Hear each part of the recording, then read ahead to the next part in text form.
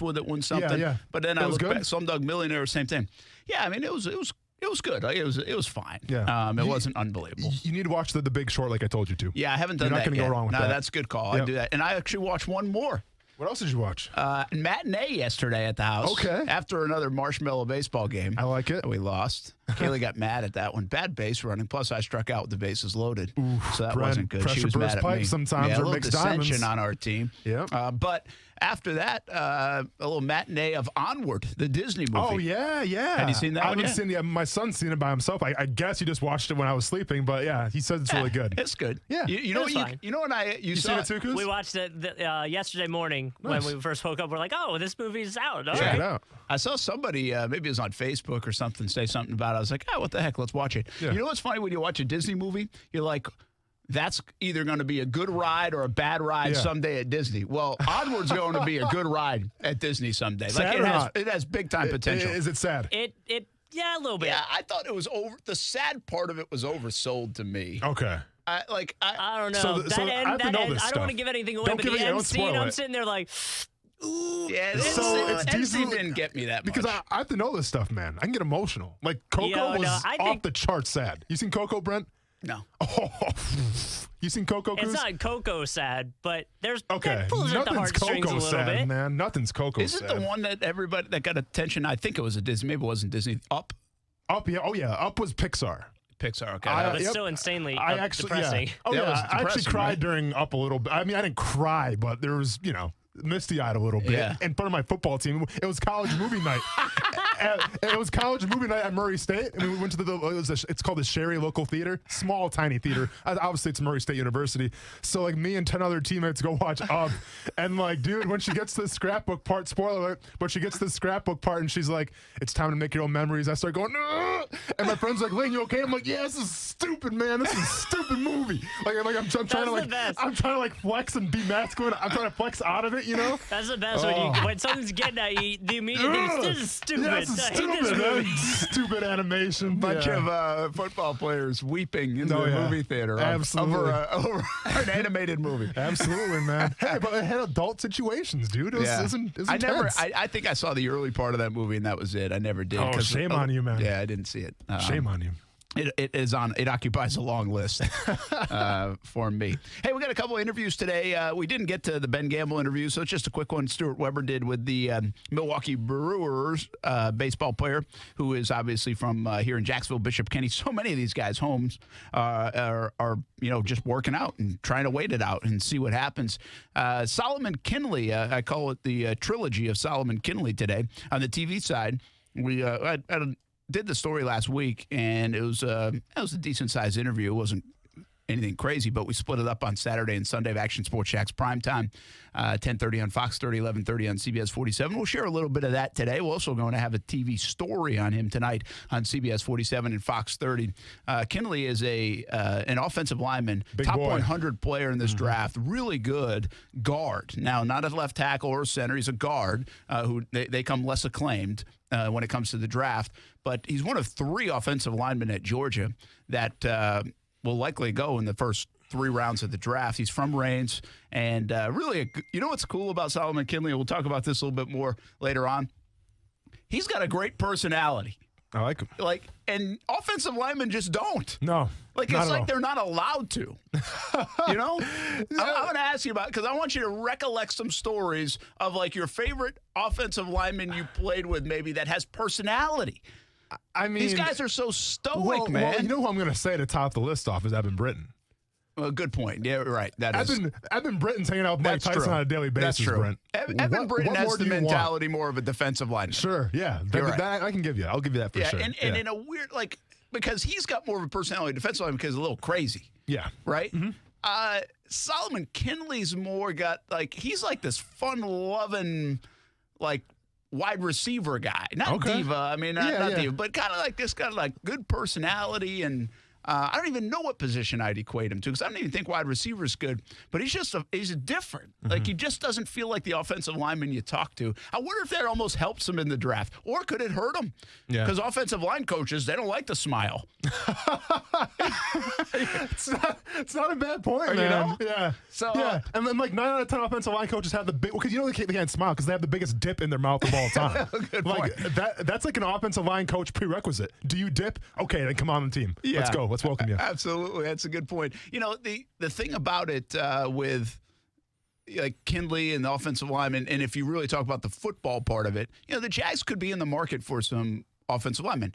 Could they take them in top 10? Absolutely. But could they take in the 4th round or so, I'm looking, with those 3 picks and get some depth? You know, when I remember doing that study kind of with Baltimore, what they did in the one area, there was a couple of different things that the Jags had done over these last 5 or 6 years draft-wise than Baltimore had done, and one of them was offensive linemen. I think the Jags had drafted, let's just say, a handful of offensive linemen. Might have been 5 or 6, might have even been 4, but I remember the number being like 10 in that same time frame that Baltimore had drafted. Not all in the first round or second round, but 10 of them. So they drafted big guys. Well, the Jags could maybe use some help at guard position this year or next year, given the Norwell contract, but also given their right guard situation.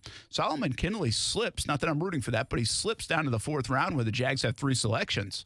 Well, he could very much stay home and play his professional football. So have a little bit of conversation about that. We're going to take a break. When we come back on Action Sports Jax on ESPN 690, I love the topic you brought up today. Who could be a rising star and a breakout star, like not just here in Jacksonville, but across the league in their second year? For the Jags, of course. Oh, for the Jags? Or anywhere. I was going NFL, but we can go to just the Jags. Yeah. But DJ Chark, yes. But I guess the question is is DJ Chark a star? Superstar? But Josh Allen might fit. But can he be a household name, though? That's what I'm saying. Is Yannick Ngakoue a household name right now? I would beg to differ. Yeah, that's where we're going with this. That's where we're going with Where in the NFL can you find that? And you have some good examples to give of players that ended up that way. But do the Jags have a possibility to find that person, that star, household name across the rest of the National Football League? We begin with some football here on a Monday. Hope you're doing well. Hope the family's well. Thanks for hanging with us. Action Sports Jax on ESPN 690. Now, the First Alert forecast on ESPN 690. Becoming partly sunny today, a pleasantly warm afternoon high around 80 degrees. Join me beginning at 5 p.m. for CBS 47 and Fox 30 Action News Jax from the First Alert Weather Center. I'm Chief Meteorologist Mike Burrish. CGC Water Treatment is celebrating Connecticut's 50th year anniversary with 50% savings for you. Purchase a Premier softener and save 50% off a K5, Connecticut's premier reverse osmosis system. When the shelves at the store are empty, it's a great feeling to have purified water right at home. Call 904-694-2242. Financing available with approved credit. Don't worry about needing bottled water. Call 904-694-2242 or visit cgcwater.com. Tell them Brent sent you. CGC Water Treatment, your local independent Connecticut dealer. It's the home of the Action Sports Jax Dream 18, and it can be your home course as well. The Golf Club at Southampton in North St. Johns County, located off County Road 210, family owned and operated, and a fun course to play. The Golf Club at Southampton offers club membership programs starting at just $79. With its elite practice facility and player-friendly golf course design, it will be your gateway to a great time with the family or with your buddies. Become a member in 2020. For more information, call the Golf Club at Southampton at 904-287-PLAY. Let's say you have ED, male impotence, or maybe you suffer from PE and can't satisfy your partner. If you have either or both of these embarrassing conditions, Prime Men's Medical Center has the solution. Meet Dr. Rabinski, a specialist in men's health. If you're experiencing ED or PE, Prime Men's Medical Center has custom blended medications designed just for you. There's no pain and no surgery. If you have diabetes, high blood pressure, or prostate issues, not a problem. If Viagra, Cialis, or Levitra have let you down, Prime Men's Medical Center has patients lasting 30, 60, 90 minutes or longer. You'll see results on your first visit, guaranteed, or your visit is free. And best of all, it's affordable. For a private consultation with our highly skilled physicians, call 904-206-8105. We guarantee that you'll see results on your first visit, or there's no charge for your consult. Call Prime Men's Medical Center now. at 904-206-8105. That's 904-206-8105. The comforts of your home. Sounds good, doesn't it? And our friends at Arlington Toyota agree. That's why they're making it easier than ever to buy from the comforts of your home with ArlingtonToyota.com. When you go to ArlingtonToyota.com, you can choose from page after page of new Toyotas and pre-owned inventory. In fact, you can complete your transaction all online, and Arlington Toyota will deliver your vehicle to your home. Easy, right? And if you need an easy way to get your car serviced, Arlington's got that covered also. Just drop off your car for service and get a free ride home. Need parts? Arlington Toyota will deliver parts to your home. It doesn't get any easier than that. Online shopping with Arlington is one way to buy, but they also want you to know they're following all CDC and health department guidelines and taking every precaution to clean commonly touched surfaces. Arlington has a full-time cleaning staff, 7 days a week, because keeping their Arlington team and their loyal customers safe is their top priority. Shop from home, get your new ride delivered to your door, all with ArlingtonToyota.com. From everyone at Arlington, stay well and know their team is here for you. Why take the 2020 census? An accurate count of your community helps inform how hundreds of billions of dollars might get used each year for public services like clinics, schools, public transit, and hundreds of programs. Shape your future. Start here at 2020census.gov. What's up, everybody? It's Austin Lane from ESPN 690 and Action Sports Jax. Your smart speaker brings ESPN 690 into your home office. All you got to do is say Amazon Echo, Google Home, play ESPN 690, and enjoy that succulent sports coverage.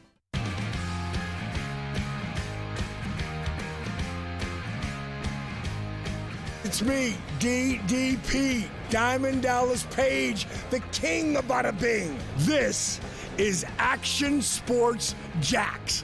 Bang! DeAndre Hopkins is a great football player here. He made so many plays for us. We love DeAndre Hopkins. But he had 3 years left on a deal, and he wanted a raise. And we weren't going to be able to go in that direction. We felt like we had a great offer from Arizona that involved picks, that involved an excellent three-down running back who is hungry and humble and just can't wait to get started. David Johnson's going to be a great addition to our football team. That is Bill O'Brien.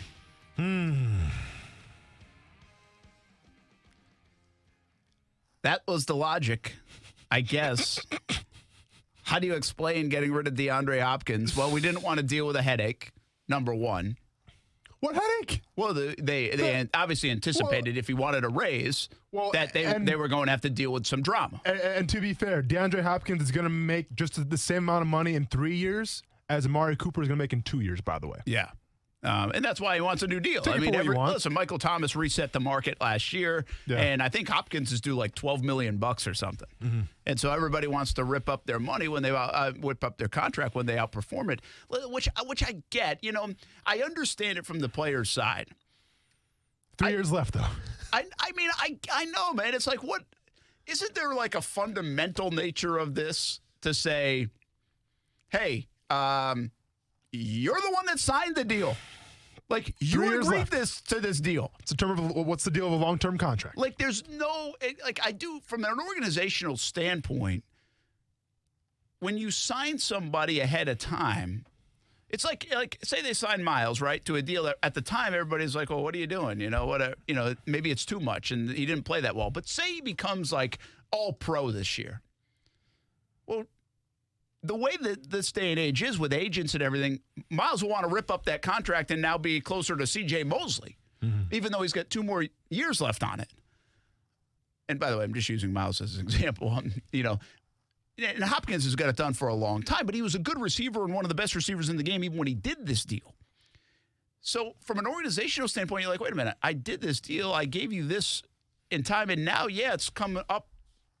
You know, and the prices have gone up, and you're probably underpaid, but that was part of the risk we took on when we gave you this deal for this much. Like, what if you didn't perform at it? We assume that risk too. Like, the player still gets that money guaranteed, not like every year, but whatever upfront money and all that stuff. I mean, to me, that's just the way business is. Yet now we get all these players that want to rip it up.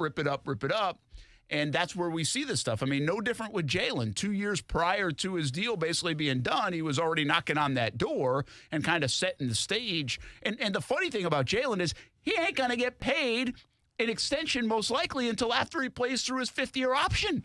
So he never got it. Now, he got out of Jacksonville, but he didn't get his big payday prior, like when he wanted it. And now Arizona's probably going to give that to him so they could find a dance partner. But I get the frustration of teams in a sense, like where you say, hey, we made a good move. We gave a lot of money to a player that's worth a lot of money. And now here we are 3 years later or 2 years later, and one guy's signing for $20 million a year. So now that good player wants to rip up his deal. It's just, I guess, a tough spot to be if you're the organization. If you're the Houston Texans, though, can you at least go to DeAndre Hopkins and say, you know what, man, you still have 3 years left. Let's see how you do this season. Let's have another all-pro year, and then maybe we can go back to the table and talks.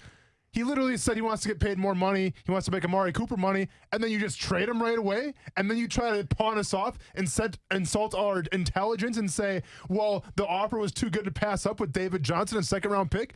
David Johnson had one good year back in 2016. All right, he was an all-pro player, and he was my fantasy captain, and I appreciated him. Okay, but that was 1 year, and that was 2016. He's a running back. You're putting all your cards in a basket right now that could have some holes in it. I don't understand it. If I'm the Texans organization, I would just say, you know what, DeAndre, we see where you're coming from. Let's have one more good season, and then maybe let's go back to the tables. But you didn't even do that. You didn't even give him a chance to showcase his talents and to try to bet on himself. You traded him away right away. Well, I guess the only thing, here's the thing, what we know and what we don't know, right? Now, because we're so used to players being so vocal about this, now Jan and Jalen before and whoever, Le'Veon Bell, players are vocal. Well, we don't know if maybe DeAndre Hopkins started this ball rolling in camp last year when Thomas got the deal.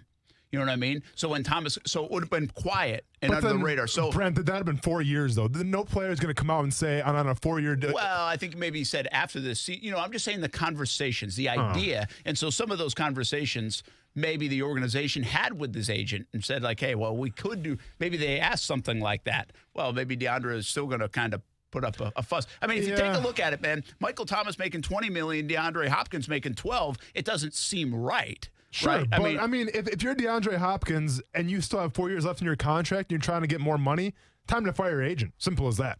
If you're literally trying to go to the table with 4 years left in your deal, then fire your agent. Enough said. Yeah. Yeah. So you just don't. I guess my point in that is you don't know how much of that played out behind the scenes. And now there's. You don't know, listen, DeAndre could have easily said what Jan's saying now. I don't want to sign with you guys. I don't want to play here. Yeah. But he just didn't do it on a vocal level. And obviously, they're still waiting for the trade to actually go through because there's no doctors to give him physical right now. And hey, Jacksonville, Indianapolis, or Nashville, step your games up and send a doctor to him right away and get him out of the AFC South. Because the last thing you want to see is this trade not go through and another 3 or 4 years with DeAndre Hopkins in the AFC South. Or if you're a Jaguars fan, or see if somebody will trade Jan for him right now. There we go. Exactly. Why not? I mean, sweeten the pot a little bit. Could they have made a move? Now in division moves become a lot more difficult like that. But I mean, David, I don't know, man. It's crazy. It's really interesting to hear Bill O'Brien kind of. It's funny about this game. About especially in the GM thing, they make sense of it. Right? Yeah. This thing has not made sense across the board. Mm-hmm. From Rex Ryan to us to anybody that covers the NFL and talks the NFL, this move for Hopkins doesn't make sense. It's like whatever that value chart says didn't seem to add up. Mm-hmm. But to Bill O'Brien and somebody else probably in that Houston building, because you can brainwash yourself and kind of live in your own bubble so much that you can talk yourself into it. Somewhere along the line, it made sense, and it makes sense. But we all don't get it. And it'll be very surprising if Bill O'Brien is correct here to say, hey, he wanted a big raise. He had 3 years left on his deal. Well, you know what, man? Play hardball then. You got the rights. I'm just, even if he's the least bit correct about this trade, and you do get a fantastic running game, and David Johnson's kind of back to his yesteryear, stocking up the touchdowns, fantastic. But what did you do to help Deshaun Watson? Okay, because Deshaun Watson, last time I checked, was the face of your franchise. You just traded away the best weapon that he could ever have at the wide receiver position. So to sit here and justify it saying, well, David Johnson, he's a complete back, a 3-down back, yada, yada, yada, very cool. How is Deshaun Watson going to help the situation right now? I'll tell you what, he's not. Craziness. It is kind of crazy, and it's just wild. Can you imagine being Texan sports radio right now? How much fun are they having? Yeah, I trying to pick this one apart. Yeah, and it's not the only one, you know. Yeah. Now, listen, they do have Laramie Tunsil on that deal that they're going to give him like $18.5, $19 million a year. And so they're going to pay him top That's dollar. going to help Watson, obviously. That will help Watson. You're right. But I guess this is kind of the new thing, right? So does Houston come off? There's so much talk around Jacksonville, like they don't treat their players right, don't treat their players right. So does that go down as Houston treated their player right because he wanted a raise, so they let him out of a 3 years left and traded him away? Yeah. I mean, does that go down? Is that what agents and players say? Hey, thanks for treating me the right way. This is a great great organization, because they look like a bunch of dumbasses for making the move. Yeah, listen, I always 9 times out of 10 I'll take the player's side, and I'm always going to say go get your money, right? But in this situation here, where that guy had 3 years left on his contract, and you're going into a season where you just came off a playoff game where you should have killed the Kansas City Chiefs, and you got beat at the end, I'm keeping DeAndre Hopkins. Like, I can't come along and say Houston is a player-friendly organization. I think Houston is a dumb organization, okay? Because they were dumb, number one. They traded Hopkins for what they traded him for, not even a first-round pick. Like, that's just ludicrous to me. But number two, they were dumb to say, you know what? Give us one more year and let's see what's up. Okay, like, come meet us halfway. You know, like, we'll try to work with you and we'll move some things around, but meet us halfway. You didn't even give him a chance. You just traded him. He said, I want out, and you traded him. So, to me, I'm not on Hopkins' side here. Like, good for Hopkins. Hopkins obviously got what he wanted. And so he'll get more once it goes power through. to him, Yeah. You know, and have fun in Arizona in that high-powered offense with Kyler Murray. We'll see what happens there. Good for Hopkins. But from the Texans standpoint, you guys are dumb. Yeah, I think what one last thought on it is, you know, from a standpoint of are you treating your players right? I think Deshaun Watson would say no. Yeah. You know, to that point, you know, which is pretty wild. We have Stephen Naim on the line. Let's get to him before we get to this topic about emerging stars in the NFL. Stephen, hope you had a good weekend, man. Hope you're doing well. Action Sports Jacks on ESPN 690. What's happening? I had a good weekend. How about y'all? I enjoyed WrestleMania just like Austin did. Oh, you better believe it, man. We're going to dissect all my big picks and wins we'll in a bit. break that down later. Don't worry about it, Stephen. Oh, yeah, I'm sorry some of your picks didn't go the way they did, but, you know. You know, it's the way it goes sometimes in this sport, Stephen, right? You think it's going to go one way, and they completely pull the rug underneath you, and it goes a different way, but I was still entertained. That's all that matters at the end of the day. Oh, yeah, not bad with that whole cinematic movie fight scene with Taker and AJ. That was actually pretty creative. Spoiler alert, can't wait to get to that, by the way. Yeah, I know. I heard good things about it. Oh, All right, good. Football, Stephen. What you got? Anyways, my thought process that popped up last night was the whole Yannick Ngakoue situation. Do you think the Jags might be holding off a little bit just to use him as a trade during the draft? I guess fire, if you will. Like, for an example, go to Redskins number 2 pick, trade him Yannick Ngakoue, because they were going Chase Young anyway, most likely. We get Chase Young, we get Jan's replacement, they get the edge rusher they need, and then give them pick 20. And at 9, hell, I mean, go for Javon Kinlaw. Imagine all 3 of those weapons on our defensive line. Steven, appreciate the call. Thanks, man. I love your thinking. That would be only if Bill O'Brien were making a trade, they'd get all that. But I understand what you're saying, the context of it. And here's the deal.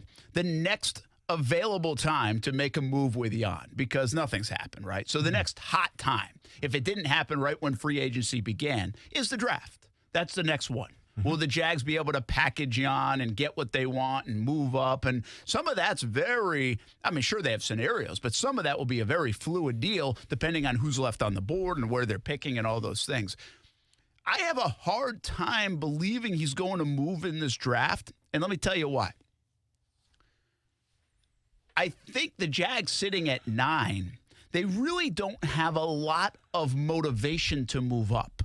Because in my view, they can go with 4 different positions with this 9th overall pick. Wide receiver, offensive lineman, defensive tackle, corner. And really, if you wanted to throw one wild card in there, Isaiah Simmons could be that guy if he ends up falling. If he's there. So you don't have to move. Like, you don't have to give up anything. You're going to get a good player in one of those 4 positions at number 9 without reaching or anything like that. Now, listen, you could make the case that, hey, if Kinlaw's left, are they reaching a little bit? I guess some draft experts would tell you.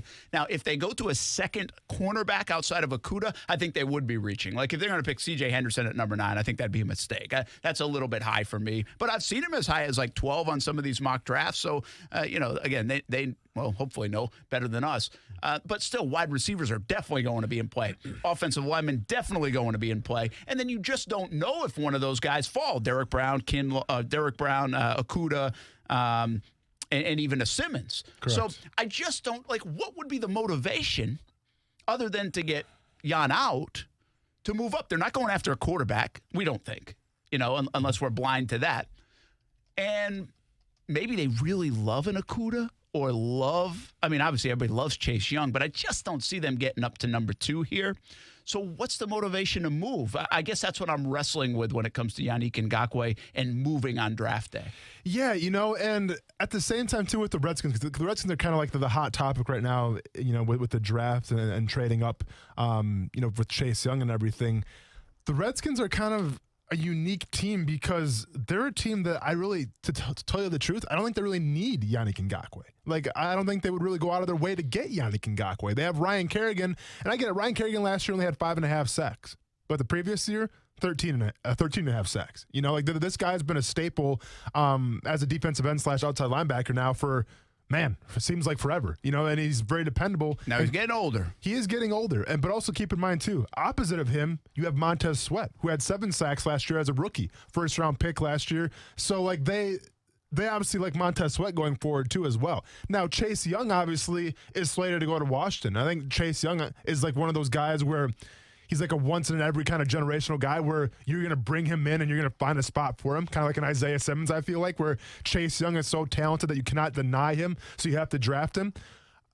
It depends if the Redskins think, with the young Yannick Ngakoue, if they think he's going to be a situational guy where it's going to be like we can bring him in, especially in the pass rush game, and work him from there, take over Kerrigan's spot, or do they just see him as maybe just a guy? So I have a hard time coming along and saying the Redskins are super interested right now in Yannick Ngakoue. Yeah, I agree. And again, then that would somebody like the Lions, Okudah, could they be? Yeah, I guess it just depends. Are you that high on a corner that you're going to trade up to get a corner when you can still get a pretty darn good corner, most likely at 20 or 42?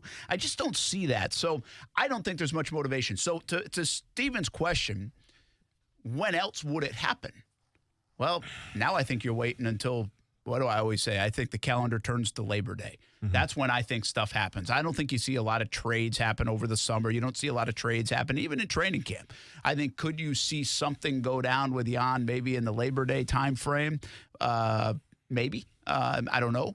And then the last part would be the trade deadline, which would come in, I think, late October. So you really have 3 more milestone dates on the calendar to move Jan, and that would be the draft. I think I call Labor Day a milestone because the reason for that is who's hurt coming out of training camp, and it's right at the start of the season. So if you're willing to make a move, you might be a little more antsy to give up stuff at that time because the draft is so far out of your mind. The season is right now, and you might be like, we got to fix this problem because one of our guys just got hurt.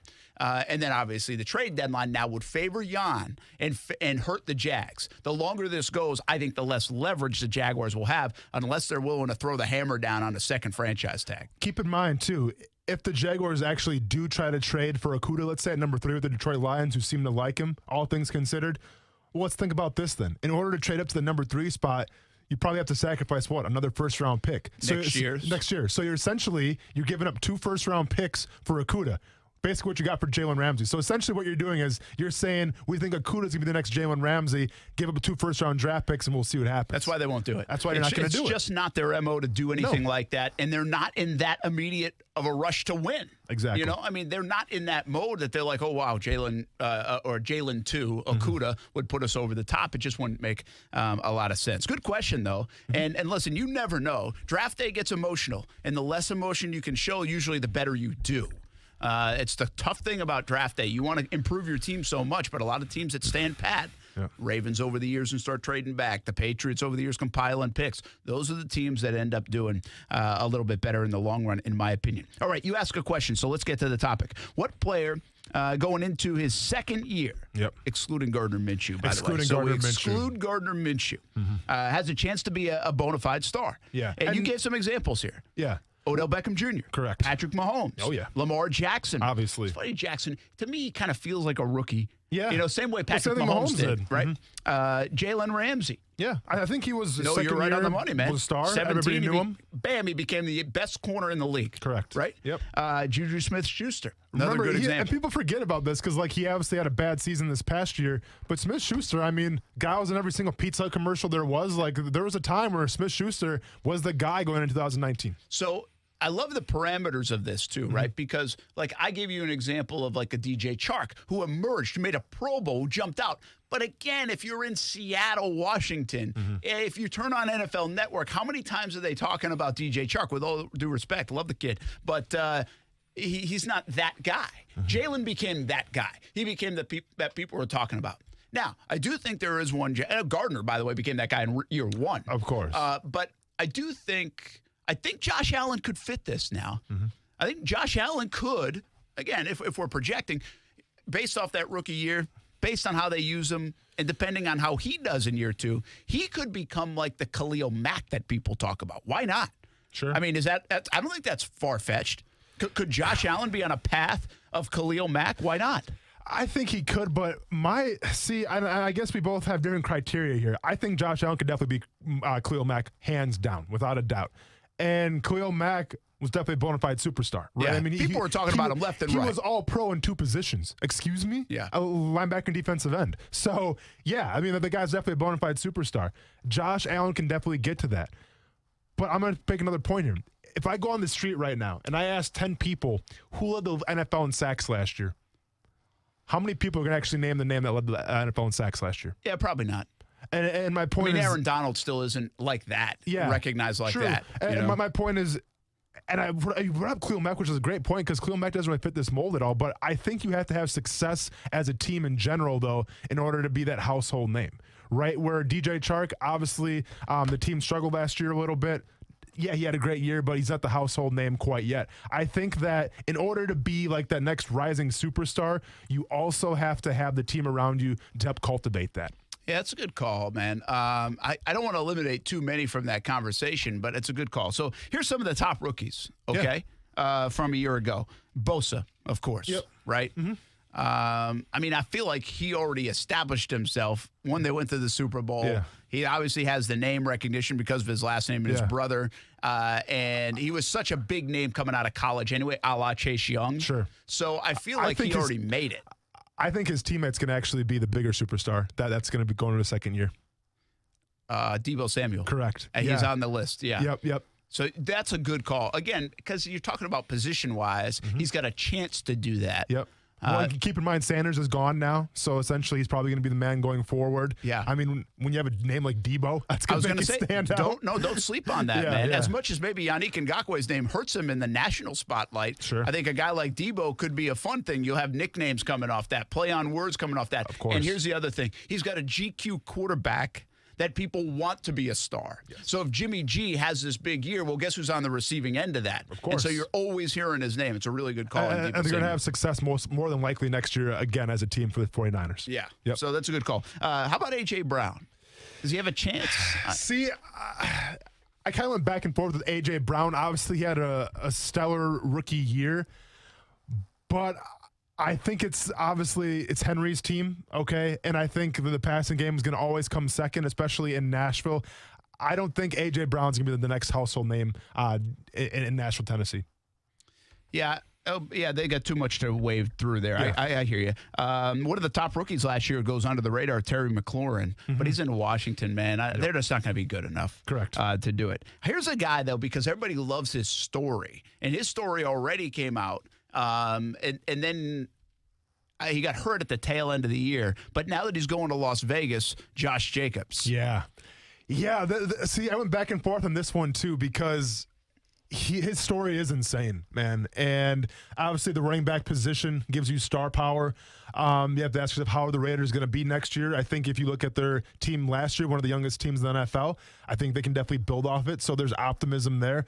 I think Josh Jacobs can definitely be a rising star for sure. And what better way than go to a new city and showcase, in Las Vegas and having that rising star in Josh Jacobs. So I agree with you. I think Josh Jacobs could be the next star in the NFL. Yeah, and again, I think people like his story and everything. They played that up a lot. I remember those promos that I think NFL Network was doing, or maybe it was just the NFL in general, which I guess would be two of the same.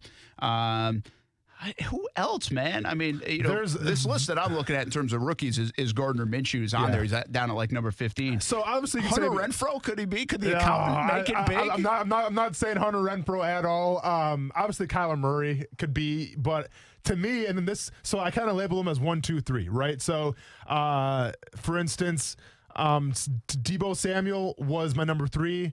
Josh Jacobs was number 2, and my overall budding superstar right now, you haven't named yet. Because you got to take this into account. Take the name into the count, number 1. Take the talent of the team into the count, and take his, I guess, playing ability into account, like what type of player he is. And to me, he's got the trifecta to be a superstar, even though he didn't do that good his rookie year. What one could say. I got to go back to these picks now. Do you want another hint? Yeah, give me another hint, because I'm not even around it right now. My mind's all over the place. Jarvis Landry was featured with him in a commercial when he got drafted.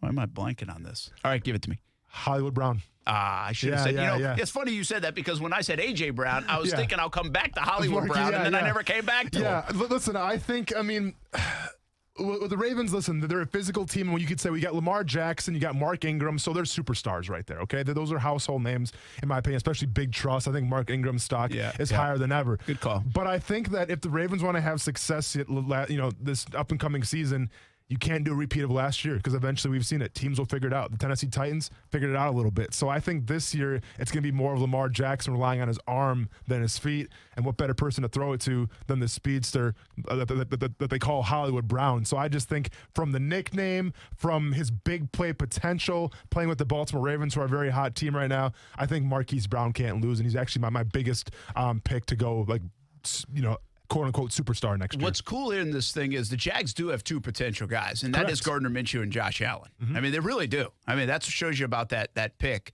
I'm going to give you a couple of sleepers, okay? I like it. That keep an eye on. I mean, not bound to happen, but could happen. And one is your guy, Noah Fant. Yeah. Now, if Locke becomes that guy, right, and he emerges, and he had some signs of it, well, Denver's a high-profile team. Fant could be a fun guy to watch. Tight end's a sexy position in the NFL if you're playing well at it. You better believe it. Now, I don't know if T.J. Hockenson has the kind of that appeal, like the personality and all that stuff. I just don't know. But again, I'm going to keep an eye on him, because year 2 of tight ends, he starts to find himself a little bit. He could be a star. I mean, he's a top 10 pick. Is he every bit as everybody thought he would be? Is he starting to replace that next group? Is he Gronk, even though he's not the personality of Gronk? Well, and let's be honest. If you're a legit bona fide tight end in the NFL, people are going to know you. Whether you're Travis Kelce, kind of out there, outrageous, whether you're George Kittle, more of the wrestling kind of reserve guy, or you're Zach Ertz, people are going to know who you are if you're a good tight end. Yeah, so I agree with you. And even Ertz has married to U.S. Soccer he's royalty, so exactly. That helps too, right? Doesn't hurt. And then the last one here, and this is really not I don't think it's going to happen. Put it on the books and see what you got. But N'Keal Harry. And when I say that, even though with Brady gone, if somehow Belichick, like many people do think, it could get this team in contention, they could win, whoever their quarterback is. Well, Harry will probably have to be an emerging star in that. So that's why I say these are sleeper picks, because if the story is, holy cow, look what the Patriots are doing without Tom Brady, well, you're probably going to point to a guy like N'Keal Harry as having an emerging sophomore season. The one guy that we didn't bring up, last year, you could arguably say he had probably the biggest influence on his offense, and then that's DK Metcalf. Yeah, that's a great call. Do you think DK Metcalf has an opportunity? Yeah, I do. I mean, because you could start making like Transformers out of them. Yeah, exactly, right?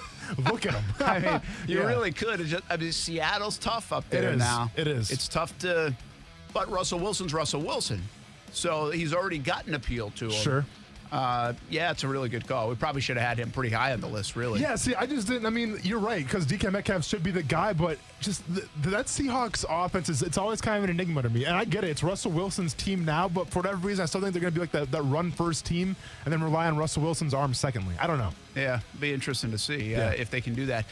Some of your responses when we come back, and also, how did I do in my picks at WrestleMania? Was it as good as everybody said, or were you just starving for something to watch? Next on ESPN 690. Buy online from the comfort of your home when you shop ArlingtonToyota.com. At Arlington, they get it. They know right now things are different. But instead of thinking of things we can't do, Arlington is focused on what we can do, like shopping online from home at ArlingtonToyota.com. Getting your ride delivered to your door. Even the parts department will deliver parts to your door. And service? Drop it off and they'll give you a free ride home. I knew I always liked Arlington Toyota. Plus, you can still get savings up to 50% less on the ride you've been wanting. And it's all at ArlingtonToyota.com. Like a 2020 Toyota Camry. It's not $26,995. Now it's only $22,791. Yeah, $22,791 for a pre-owned 2020 Toyota Camry at Arlington. How about a 2019 Toyota Sienna? Don't pay $28,225. At Arlington, it's just $22,691. Just $22,691 for a pre-owned 2019 Toyota Sienna at Arlington. For shopping with all the comforts of home, visit ArlingtonToyota.com. Visit ArlingtonToyota.com/50% off for offer details. This 60 Seconds in Real Estate is brought to you by RexHomes.com. With the ongoing COVID-19 situation, you may have some questions about the current real estate market. While going to an open house may not be an option at this time, it hasn't stopped interested buyers from making offers. With low interest rates and low inventory, Rex is having its strongest month ever. Why? Because buyers are visiting RexHomes.com at volumes not typically seen this time of year. Rex is offering virtual open houses and live on-demand virtual tours, so buyers can view your property, ask questions to an agent, and make offers in real time from the safety of their couch. Inventory and interest rates are both expected to remain low, so there's no better time to sell than now. To learn more, meet virtually or speak with an agent in your area. Visit RexHomes.com. That's REXHomes.com. Minimum fee may apply. Not licensed in all 50 states. Visit RexHomes.com to see if Rex is available in your area. Rex fully supports the principles of the Fair Housing Act and Equal Opportunity Act. License number CQ1057788. Men suffering from ED or PE, Prime Men's Medical Center is open to serve you during these trying times. Their highly skilled physicians guarantee results on your first visit or pay nothing. Call 904-206-8105.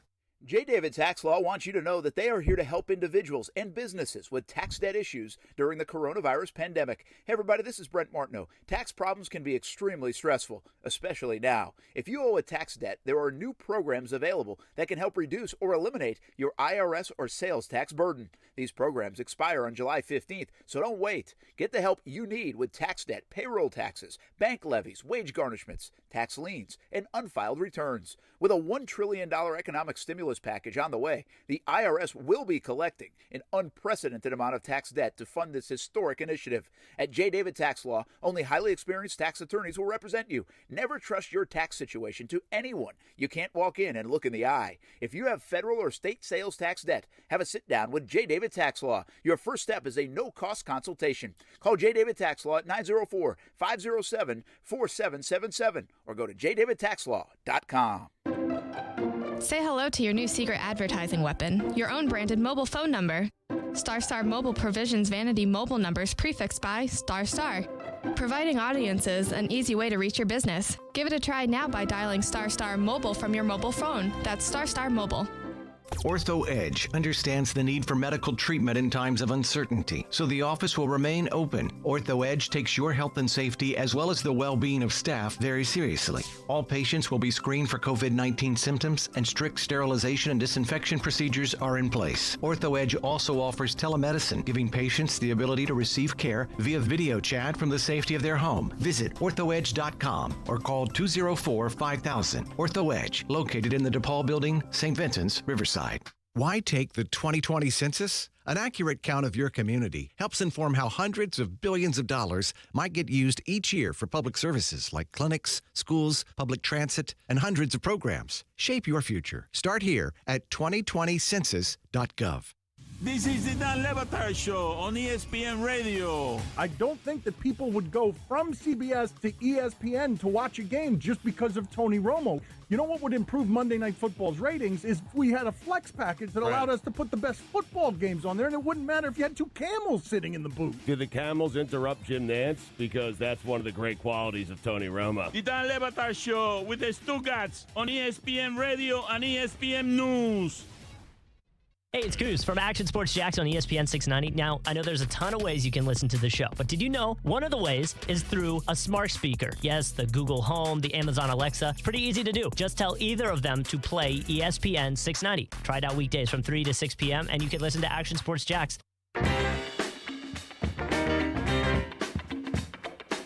Now, back to Action Sports Jacks on ESPN 690 and in the TuneIn Radio app.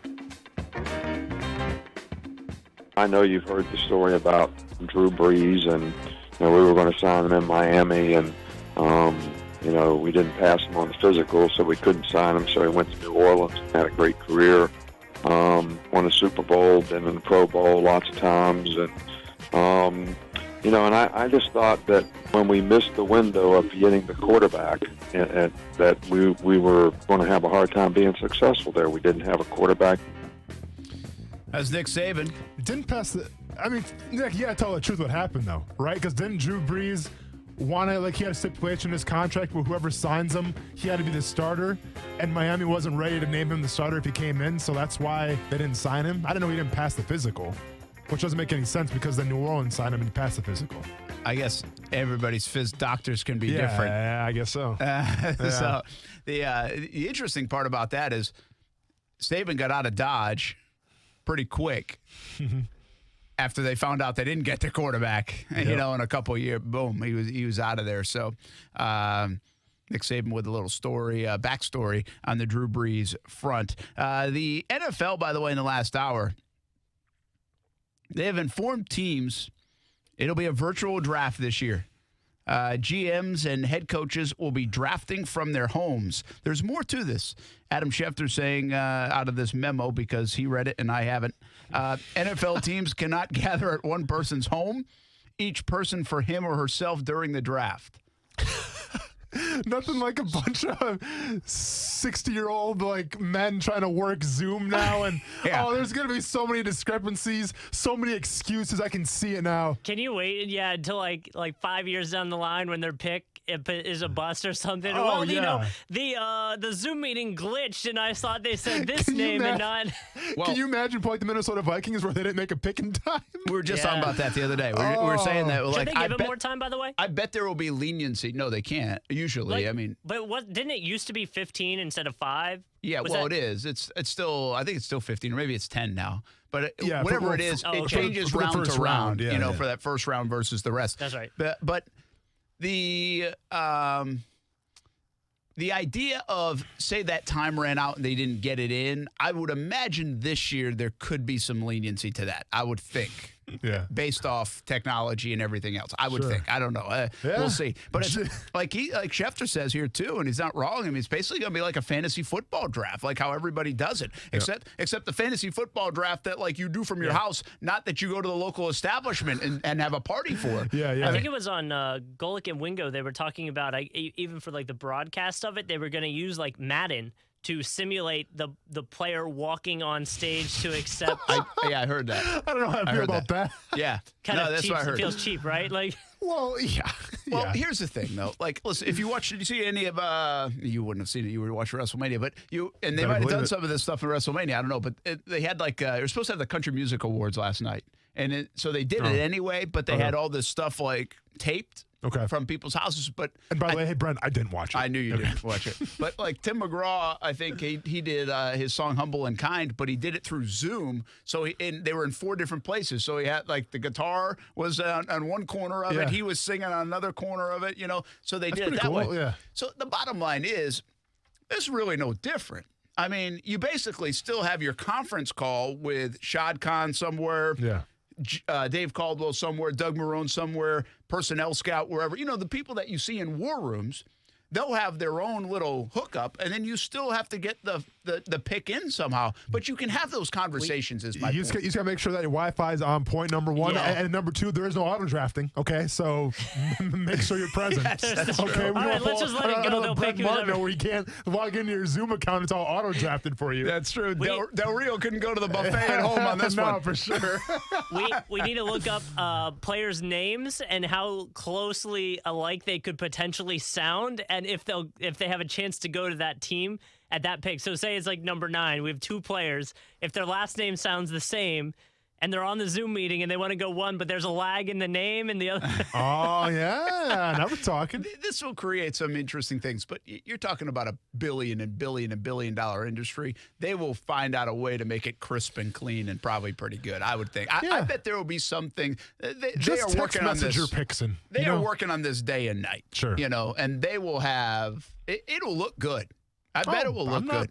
I mean, listen, like I told you, I don't need the pop and circumstance. I don't need the guys giving Roger Goodell a hug. All I need is names on the bottom and teams. And that's all I need. And I'll be happy because then I can sit here and speculate, well, he's going here. He's going here. That's all you need, man. You don't need all the pageantry and stuff. I'm not going to watch it. I was thinking of 2 things, okay? One being, like Vegas now misses its chance at the draft. Now, there's some thought that they could jump back in 2022. I said that would have been like the most Jags thing ever if Jacksonville was hosting the draft this year and it got canceled because of the pandemic, right? Yep. But a little footnote to that is, my Ruth Chris bet, I think now gets an extra year.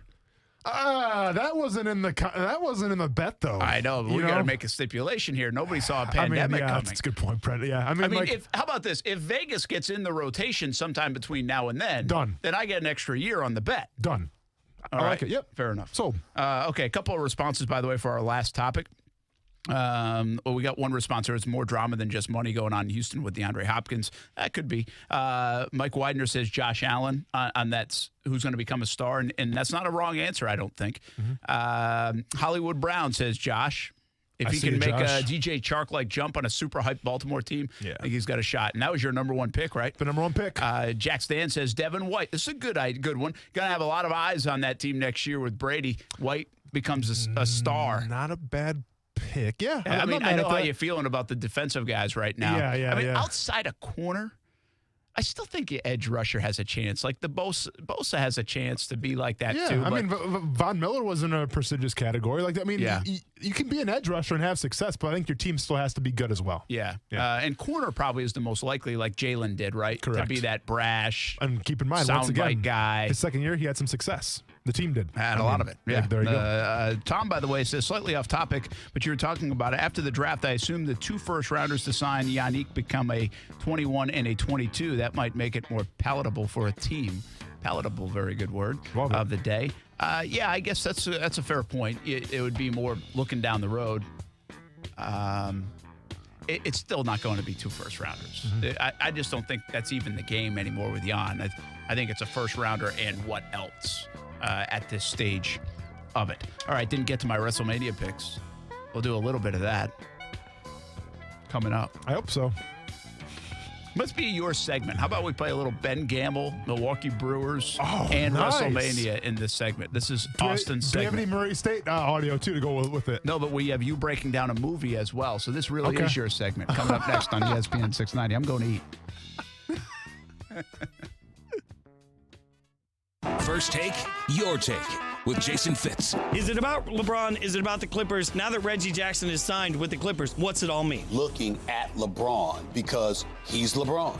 It's the ball in your hands. You're a top 2 candidate for league MVP honors. You are representing the Laker brand, and everybody's going to the other team. It's a problem, and it may cost the Lakers the chip. First Take, Your Take with Jason Fitz from 1 to 3 Eastern on ESPN Radio and ESPN News.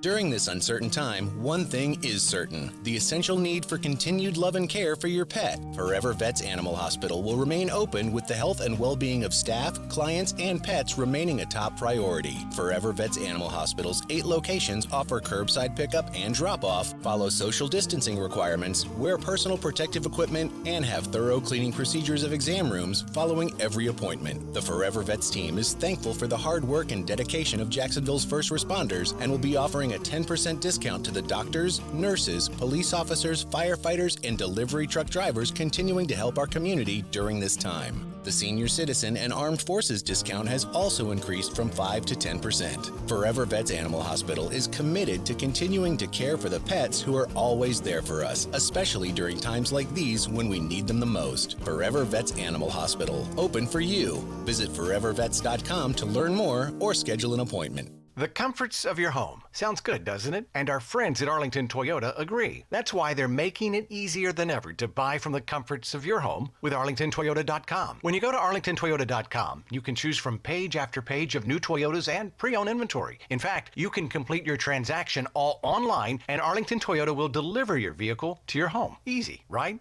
And if you need an easy way to get your car serviced, Arlington's got that covered also. Just drop off your car for service and get a free ride home. Need parts? Arlington Toyota will deliver parts to your home. Doesn't get any easier than that. Online shopping with Arlington is one way to buy, but they also want you to know they're following all CDC and health department guidelines and taking every precaution to clean commonly touched surfaces. Arlington has a full-time cleaning staff, 7 days a week, because keeping their Arlington team and their loyal customers safe is their top priority. Shop from home, get your new ride delivered to your door, all with ArlingtonToyota.com. From everyone at Arlington, stay well and know their team is here for you. Trade Pros. Ferguson is committed to making business with us the easiest part of your day. Ferguson.com is designed to help run your business from the office to the job site by making your day-to-day activities easier with 24/7 account access, unmatched online inventory, and on-the-go account management. And with our Pro Plus customer loyalty program, you can earn points with every online purchase, redeemable for merchandise, event tickets, trips, and more. Sign up today at Ferguson.com. This is Joanne Jenkins, CEO of AARP. The coronavirus continues to affect us all, and we are here actively supporting you and your community. Every day, we're providing trusted information from top health experts, sharing tools to help protect families from fraud, and creating resources to support family caregivers everywhere. As always, you can count on AARP to advocate for you and your family. Join us and stay connected at aarp.org/coronavirus. Sí, very intrigued by the Dan Le Batard Show on ESPN Radio. Put this on the poll. More annoying phrase, having said that, or I will say this? Jeff Van Gundy loves I will say this instead of just saying it, and we just heard you said that, so I don't need you to tell me that you have said it. I think it's listen. Thanks, Mike. Stugatz's biggest verbal crutch is listen. That is true. The Dan Le Batard Show with the Stugats on ESPN Radio and ESPN News. Broadcasting live from the ESPN 690 Anajar and Levine studios. Anajar and Levine Accident Attorneys. Call 904-600-4000. That's 904-600-4000. ESPN 690. Jacksonville's home for ESPN Radio. WOKV Jacksonville. Listen live everywhere you go on ESPN690.com. ESPN 690, a Cox Media Group station. Brent Martineau. You see him every day on CBS 47, Fox 30, Action Sports Jax. Austin Lane. He's a former Jag star and current MMA fighter. Broadcasting live from the Anajar and Levine studio. This is Action Sports Jax on ESPN 690 and ESPN690.com. We are live at West Canaan as the Coyotes break the huddle for one final play. Parents are praying in the stands. Religion and football, two of Texas's greatest exports. Coyotes down by 3, not kicking a field goal to tie the game, going for the win. Jonathan Moxon has been nothing short of sensational here in the second half. Head coach Bud Kilmer nowhere to be seen. Jet motion, pro set. Ball is snapped. Charlie Tweeder with a nice little inside route. Looking here, John Mox drops back, surveys the field. Horrible pass rush by number 70, truck driving right down the middle. How do they teach Matt Gilroy? Tweeder really wants the ball, overselling it to the nth degree. Austin Lane with a little Varsity Blues redo. You know, he's been telling us he wants to do this. So he finally did it. And now he says every Sunday he's going to do it.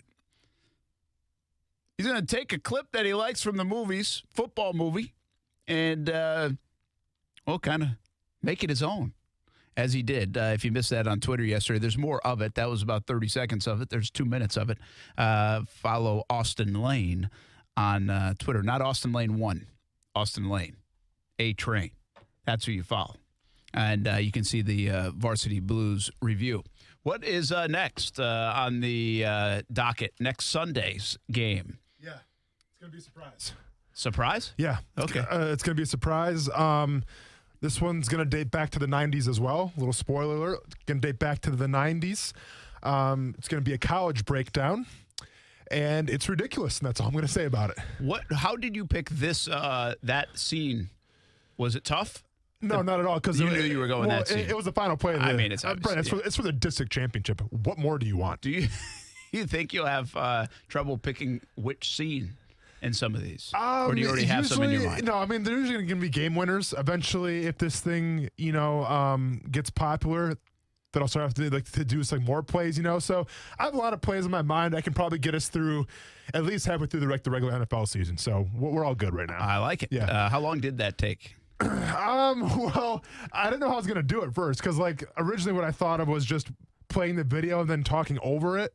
And then that wasn't going to work because obviously the audio from the video kind of clashed with my mic skills. So eventually I figured out how to go on iMovie, cancel out the footage, and then just implement my audio in. So when I got it figured out, it probably took me about, 20 minutes or so. You might be hired in TV land with all that kind of editing. Let's go, man. Let's go, man. You know what I'm saying? But I just found it comical that they were celebrating a district championship because usually where I come from, at least, state championships are the key thing, right? But in a lot of movies, I think not any given Sunday, but I think Friday Night Lights was the same thing, where it's we got to win the district championship. This is what it's all about. Well, then go to state, and they actually go to state and get beat. Spoiler alert. But but it seems like district championships are a big deal in Texas. Yes, sir. We're going to talk a little WrestleMania in just a moment, so get ready, prep for that. But before we do that, Todd is on the line. Let's finish off the football topic. Wants to talk Jan and trade scenario, I believe. Todd, what's happening? Thanks for jumping in on Action Sports Shacks on ESPN 690. All right, guys. I was just wondering if it would be a smart idea to maybe, if we can't get good draft capital for Jan, maybe trade player for player, trading him straight up for somebody like Von Miller. What would you guys think about that? Thanks, man. I appreciate it. I doubt it.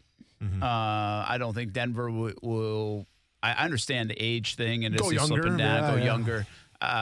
First of all, I don't think the Jags would do that. I don't know if they'd see a lot of value in a Von.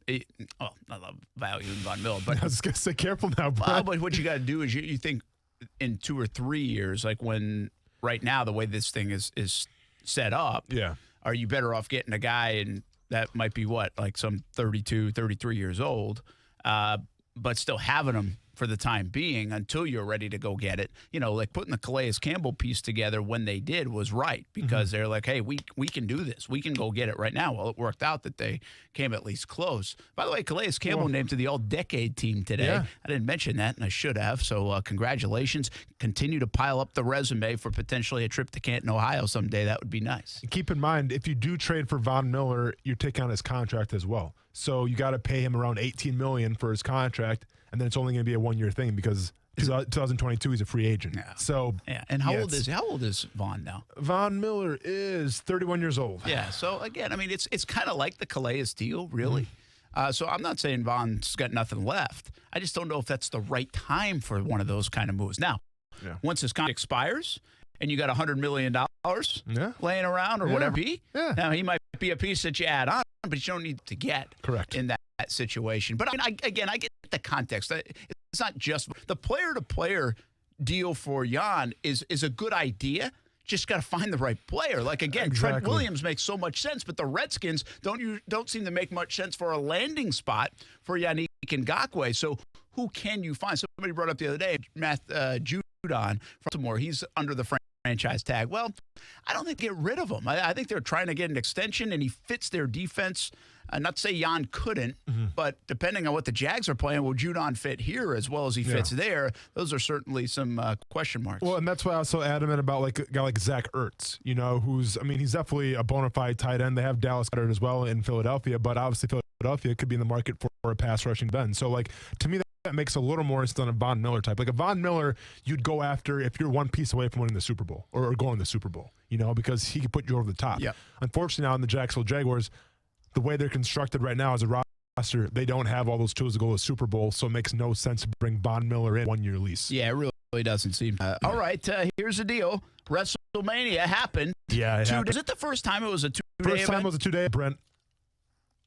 How did they do? You know what? And I think like me and Gary were pretty on the nose of what we thought was going to happen, really. Like there were some matches that were obviously filler, but overall, for what was, at stake with no crowd, I thought it was a win for WrestleMania in itself.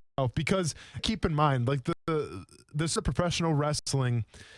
It's all predicated really on the crowd, Brent, and like the crowd's reaction. That's what makes the sport so great. Like if you've ever been to a live wrestling event, you know how special it can be. And keep in mind, when you have that crowd noise, well, that can kind of mask some of the wrestlers talking to each other, right? Because usually how it works is they don't have this thing pre-scripted. There's one wrestler who kind of calls his shots or whatever like that, and then the other wrestler will follow it. So they kind of call a lot of their bumps in their spots. Not like, those big spots where they jump off a cage or like they powerbomb somebody through a table. Like those are already pre-planned. Yeah. But a lot of the matches that you watch usually on TV, they're just kind of like, the ad-libs. Yeah, they're ad-libbed, exactly. So this had to be a little different, right? Because this was a little more scripted, I believe, just because you couldn't have wrestlers talking to each other. So it was different from that standpoint, but this really gave, and this is what's so great about professional wrestling, Brent. This is why I'm such a big fan of it. Because in the world of sports, you have sports like football, baseball, and basketball. Those are exact things. If you're a football fan, I can put on the game from a couple years ago between the Chiefs and the Rams and tell me that was an instant classic. Remember the night game where they scored like 100-something points total? I can tell you that's an instant classic, right? And every football fan is going to agree with me. I can show you the highlight film of Odell Beckham Jr. making that crazy catch, and people are going to say that was a fantastic catch. No one's going to say it's not if you're a football fan. But if you're a wrestling fan, this is why I love the sport so much, because it's subjective. It's an art form. I can put on a wrestling match, and you can be a wrestling fan, and you can either hate it or love it. And I can ask 10 people, and maybe 5 feel one way, 5 feel the other way. When we're talking about what people love and what hated from WrestleMania, I think we can all agree, like, the Brock Lesnar match, I mean, it was short. We kind of expected that. It was okay. I think we can all agree that the Goldberg match taking on Braun Strowman, it was just kind of a filler. It's supposed to be like this big title match. It lasted maybe 2 minutes. It is what it is. Goldberg got absolutely squashed, by the way. But what really stood out to me from WrestleMania, and I think people will agree with me here, whether they liked it or they hated it, but they felt some way about it, was Undertaker versus AJ Styles, and it was Bray Wyatt versus John Cena. These matches didn't take place in a ring, okay? The Undertaker match versus AJ Styles took place in the middle of some woods in Florida, okay? And it was up with like the ridiculousness of like a Roadhouse mixed with like special effects from like a Michael Bay movie. Okay, on paper I put that down here and tell me that sounds like the dumbest thing ever. And you know what? If I didn't see it for myself, I probably would have said it was the dumbest thing ever. But it was so insane, so over the top. I loved it, man. And it's so funny too, because wrestling I share with my son. My son couldn't stand. My son went to bed. Like, he was all excited. It's WrestleMania weekend. Let's stay up late. Let's eat candy. You got it, man. Like, let's do this together. I can't wait to share this moment with you. The Undertaker AJ Styles match comes on, and keep in mind, it's not in a ring where my son Ronan's accustomed to seeing. He's 5 years old. We're talking about it like a graveyard match. We're talking about somebody actually getting buried in a grave. My son saw that and thought it was like actually real life. Like he couldn't take it. He's like, this is too scary. In which case I turned to him and said, well, if you can't handle the heat, get out of the kitchen. All right, this is dad's time. Up to bed. Exactly. But it was so off the wall ridiculous that it worked. And then by far my favorite match of the night, I think Gary would agree with me if he called in. I think a lot of wrestling fans would agree with me. And that's Bray Wyatt and John Cena. And I said going into this match, it was probably going to be my favorite. And it delivered in the most ludicrous way possible.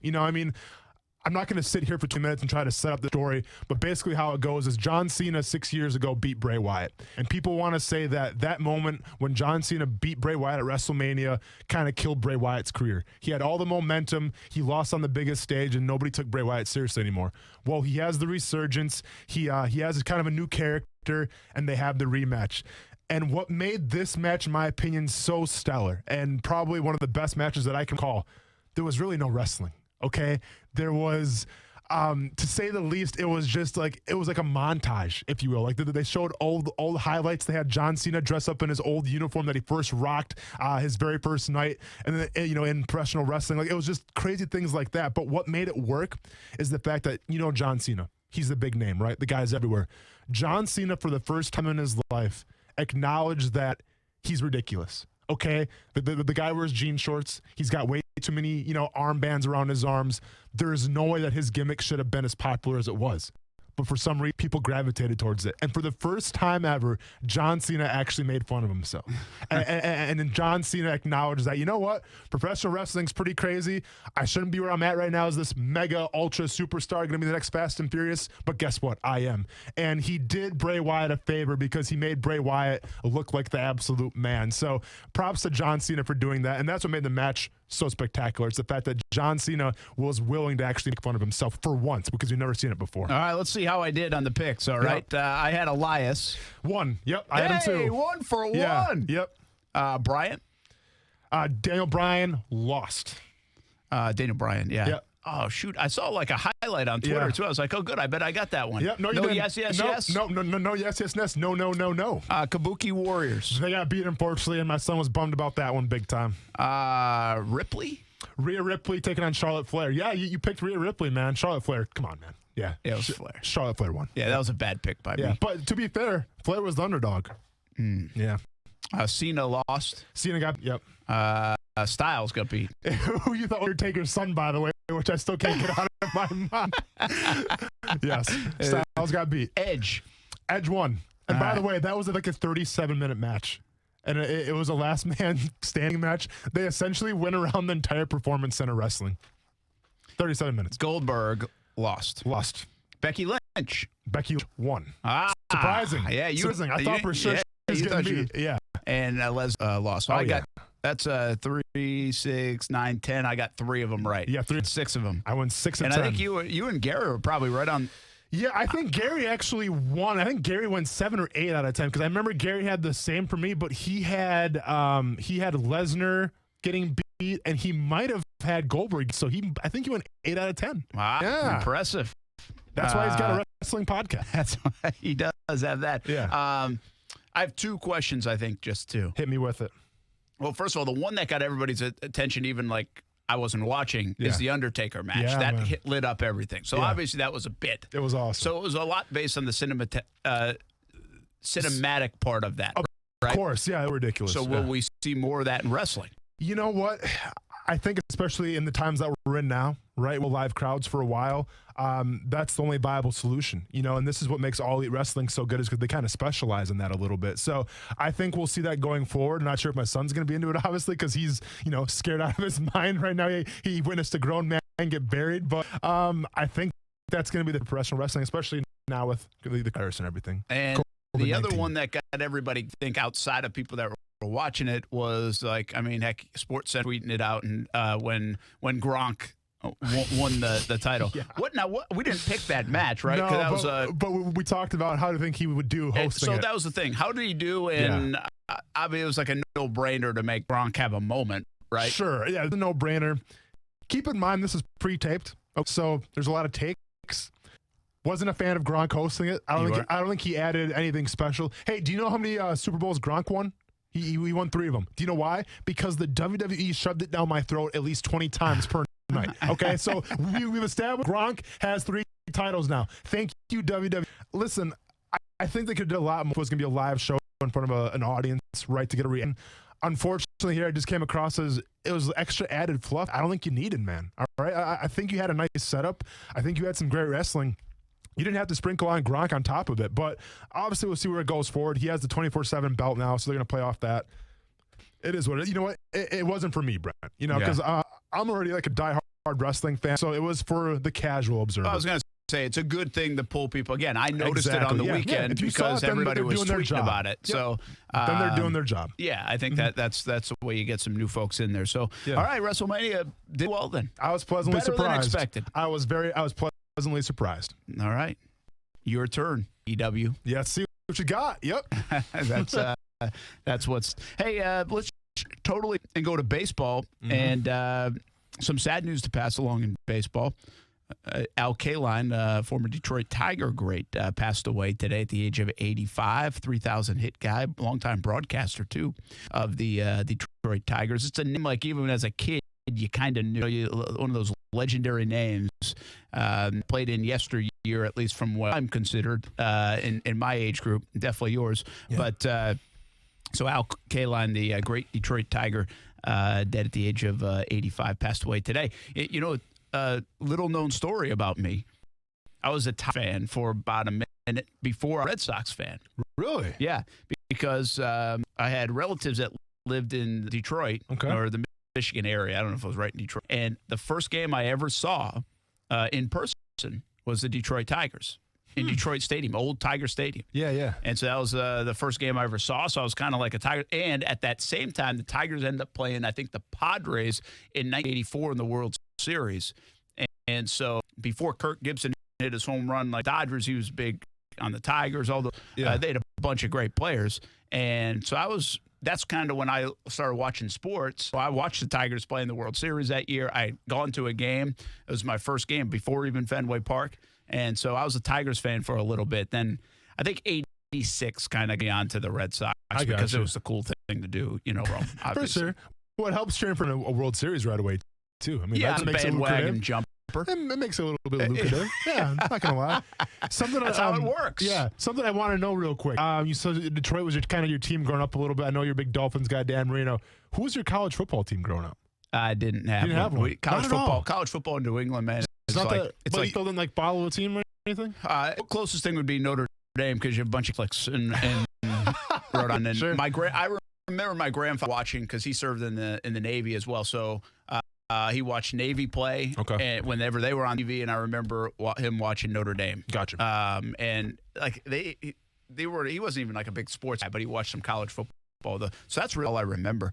Though I do remember college football wise, like I always say this, and this is really no offense to Gator fans or not, but I have always, when I grew up in like the 80s and I'm watching all that stuff on TV and I'm becoming this huge sports fan, and I'm listening to Keith Jackson and everybody do the games on college football.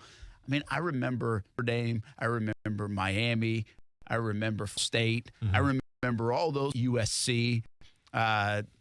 Those are the teams that stick out to me. Like, not at all. Now, that adds up because if you're talking about the mid to late 80s, was one on probation, not very good until Spurrier comes along in the early 90s, and then I'm in high school and whatever. But I'm just saying for an area of the country that is not like a hotbed for college football, that Gator logo really didn't do much for me. Like I didn't remember seeing it. I don't remember seeing it. I remember in the mid-90s, the Spurrier and Werfel years, those coming along. But I'm telling you, Florida State, always remember. Miami, always. Oh, Miami, you remember for sure, them all. man. When I was growing up, Miami. I'll tell you what else, like Oklahoma, Nebraska. I mean, Oklahoma, Nebraska was huge at those times, and I remember that so much more so. So it's interesting how, it again goes to show you, depending on what era you grew up in, that the Florida Gators, came on in the Spurrier years in those early 90s and all the way through the 90s to become now a national name. A national powerhouse that people relate to strong football. They didn't do that when I was growing up, when I was 6, 7, 9, 10 years old. That didn't resonate at all. Yeah, I mean, to be fair, I think they were third fiddle, right? Because you had Miami, who was the cool team when I was growing up, man. Like, I think I still have 2 pairs. Remember like those, what are they called? Zubas, those pants. I had 2 pair of Zubas pants. I had like Ibis or whatever, the mascot of Miami. Yeah, 2 pairs of those Zubas pants. How about that? That was the cool thing. Oh, dude, who you telling, man? It might have been, to be honest with you, that Miami team might have been like one of the coolest. They have to be tops on the list of coolest college teams of all time in any sport, really. And like, even Duke, it doesn't matter. Sure. I think that Miami team has to have been the most influential program in college history. I would think. I'm just saying that off the top. I've never really thought about it that much, but I got to believe. Well, and here's the messed up thing, man. Like, I grew up in Wisconsin in the West. We didn't have cable, so all we got was 2 channels. Miami was never on. That's the same thing, man. I didn't have cable. Still got out. Miami still was the cool team. Like, if you go to any kind of rummage sale or garage sales, there's going to be Miami gear on for sale. That's what I'm saying, man. Like, they're just that legit of a team, even though I didn't get to watch them that much. Like, to me, it was, as the Wolverines, Michigan, because, like, they were pretty dominant. Charles Woodson, Brian Greasy, like, those are the guys in the Midwest. But Miami was still that, man. Yeah, that's a good call. Interesting. All right, back to the baseball side of things.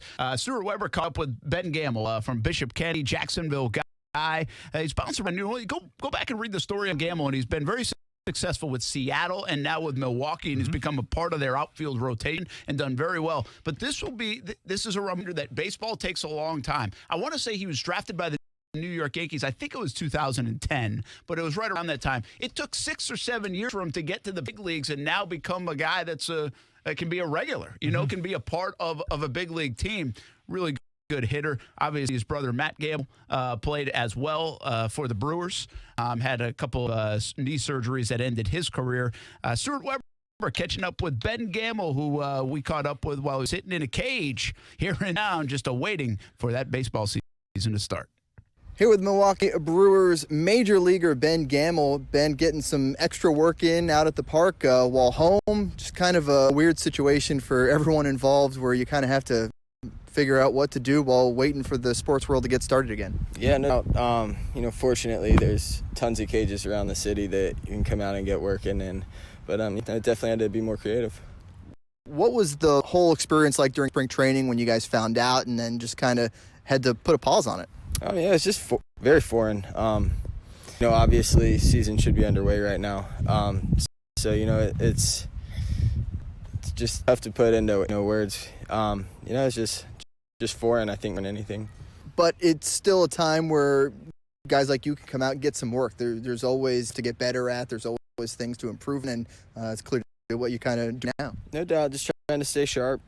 It's going to come around again, so, just trying to be ready when it does come back. Talking about being ready, I'm sure you guys as the Brewers are pretty excited about this upcoming season and just the opportunities that abound and getting to go back with that group that you guys have with Milwaukee. No doubt. We're having a blast in spring training. A great group of guys we got in Milwaukee. Everyone, it's a real loose clubhouse. Everyone's together well, so definitely looking to it. Has the team been in contact at all as far as scenarios, shortened seasons, what to kind of expect to kind of keep you guys at ease a little bit in your mind? I've heard about any and every scenario, but, it's something that we'll all take in stride and look forward to get it going. All right, that's Ben Gamble. Thanks so much. Yeah, Ben Gamble and Stuart Weber catching up. That was actually from last week. It's really interesting, how many you go to a field and now you're less likely to because of the safer at home and everything's, on Friday pretty much said stay home. Yeah. So I think you'll see even less of this. But in the first couple of weeks of what was going on, you go to a field down in Julington Creek, you go to Jack's Beach, you go to a field in Atlantic Beach, you run into all these, whether it's football, whether baseball, all these that are playing in the NFL or big-time college or Major League Baseball or the minor leagues. They're all just out on the field like it's school or Little League all over again, just trying to get some work in. Yeah, absolutely. And I guess baseball, it's got to be, listen, you can do push-ups, you can do a workout in your garage, but like baseball, it's all timing, I feel like, and it's all about getting your motions down and to do in short, confined spaces. So, yeah, I think being a baseball player now, it's got to drive you a little bit crazy. You can go outside, play catch and that, practice that social distancing. But as far as hitting the ball, got to be rough right now. Well, and I do think that's the biggest thing. Even pitchers, too. A lot of these guys will say, hey, the baseball season was when the pitchers are ready. Because they're the ones that the wear and tear, sure, nice to get some live reps and stuff as a hitter, but the pitchers are the ones, do they need 2 weeks? Do they need 3 weeks? Do they need 4 weeks? Can you really pitch? You can do some armband stuff, but can you really let it loose? And depending on where you're at and what kind of house you have and if your own private catcher, I'm sure you can find a, but that will be dictate how long they most likely do spring training again once they get this up and rolling, hopefully. Hitting-wise, though, I believe, like whether it's like the kids, Ty and Kaylee, or any high school kid or college kids or the big leaguers or minor league, live pitching, there's nothing like it. I say, my kids could be cage animals, man. I feel like they're going to be professional. They're in the cage sometimes. And then you get on to it's a totally different thing. It is just totally different off live pitching and pitch recognition and timing and like you're saying. So that is a lot to go through this for weeks and weeks and weeks and weeks. And that's tough to do in this time. It's really, I don't know how you do it. I only throw about 58. So here's the thing, though. Assuming that baseball has come back and maybe there's a spring training to get everybody out again, which would be the smart thing to do, what's it going to look like, though? Is it going to be the offensive explosion that we saw last year? Great because call. One could argue it's probably not going to be. You could. It could be a lot of fresh arms, right? Yeah, that's a good call. I don't know. And by the way, there was some word in spring training that the ball was back to normal. Of course it is. Yeah. Yeah, of so course. So how will that look in play? How would it have this year anyway? Yeah. Would have been pretty fascinating to see. A little baseball talk. When we come back, Action Sports Jax on ESPN 690, we get back to the football side of things as well as the Jags prep for the draft coming up in just a couple. We'll be right back. Action Sports Jax with Brent Martineau on ESPN 690 is brought to you by Best Bet Jacksonville and Orange Park. Now, the first alert forecast on ESPN 690. Warm today under partly sunny skies. The afternoon high near 80. Area fog developing tonight and dropping into the upper 50s. Join beginning at 5 p.m. for CBS 7 and Fox 30 Action News Jax First Alert Weather Center. I'm Chief Meteorologist Mike Burrish. I'm not a big talker. I am a doer. But sometimes the only way to solve the problem is to get on the horn and figure it out. So the only people I like talking to? Grainger. With knowledge product experts, ready with the answers to my toughest questions, calling Grainger is the one conversation I don't mind having. From machining and motor parts to valves and vacuum pumps. When it comes to solving my problems, Grainger's got my back. Call, click Grainger.com, or stop by to see for yourself. Grainger, for the ones who get it done. Have you heard about Safe Touch? They're now offering a free health and wellness package with every Safe Touch system. Health and wellness package? Actually, that sounds kind of nice. Yeah, well, not for us crooks. You know the Safe Touch two-way communicator? Yeah, of course I need Touch two-way communicator. Yeah, so we already know that it's the best deterrent against, crooks like us, but it can also be like a 911 dispatcher for other emergencies. Like medical emergencies? Yeah.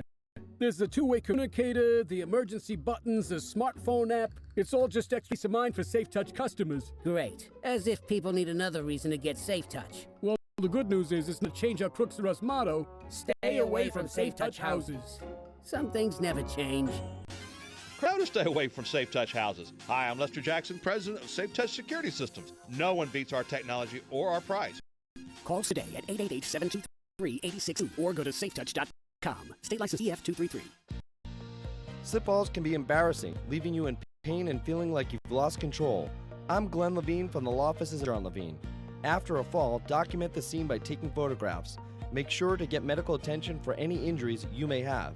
If you've been injured in a slip and fall, call the law offices of Anna John Levine at 904-600-4000. That's 904-600-4000 for a free consultation. And take back control of your life.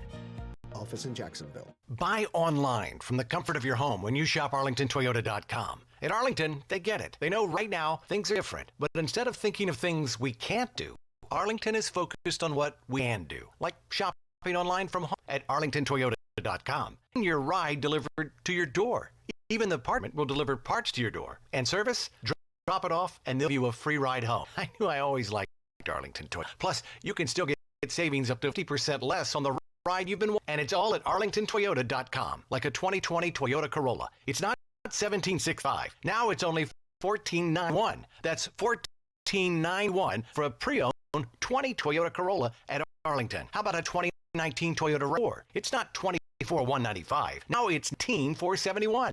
Yeah, just $19,471 for a pre-owned 2018 Toyota RAV4 at Arlington. For shopping with all the comforts of home, visit arlingtontoyota.com.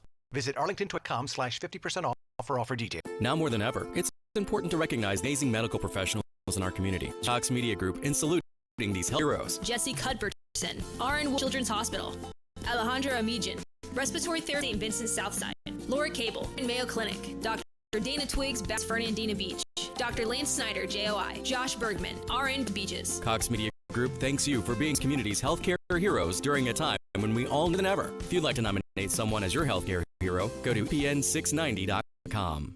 Hey, David Tax Law wants you to know that they're to help individuals and businesses with debt issues during the coronavirus pandemic. Hey, everybody, this is Brent Martineau. Tax problems can be extremely stressful, especially now. If you owe a tax debt, there are new programs available that can help reduce or eliminate your IRS or sales tax burden.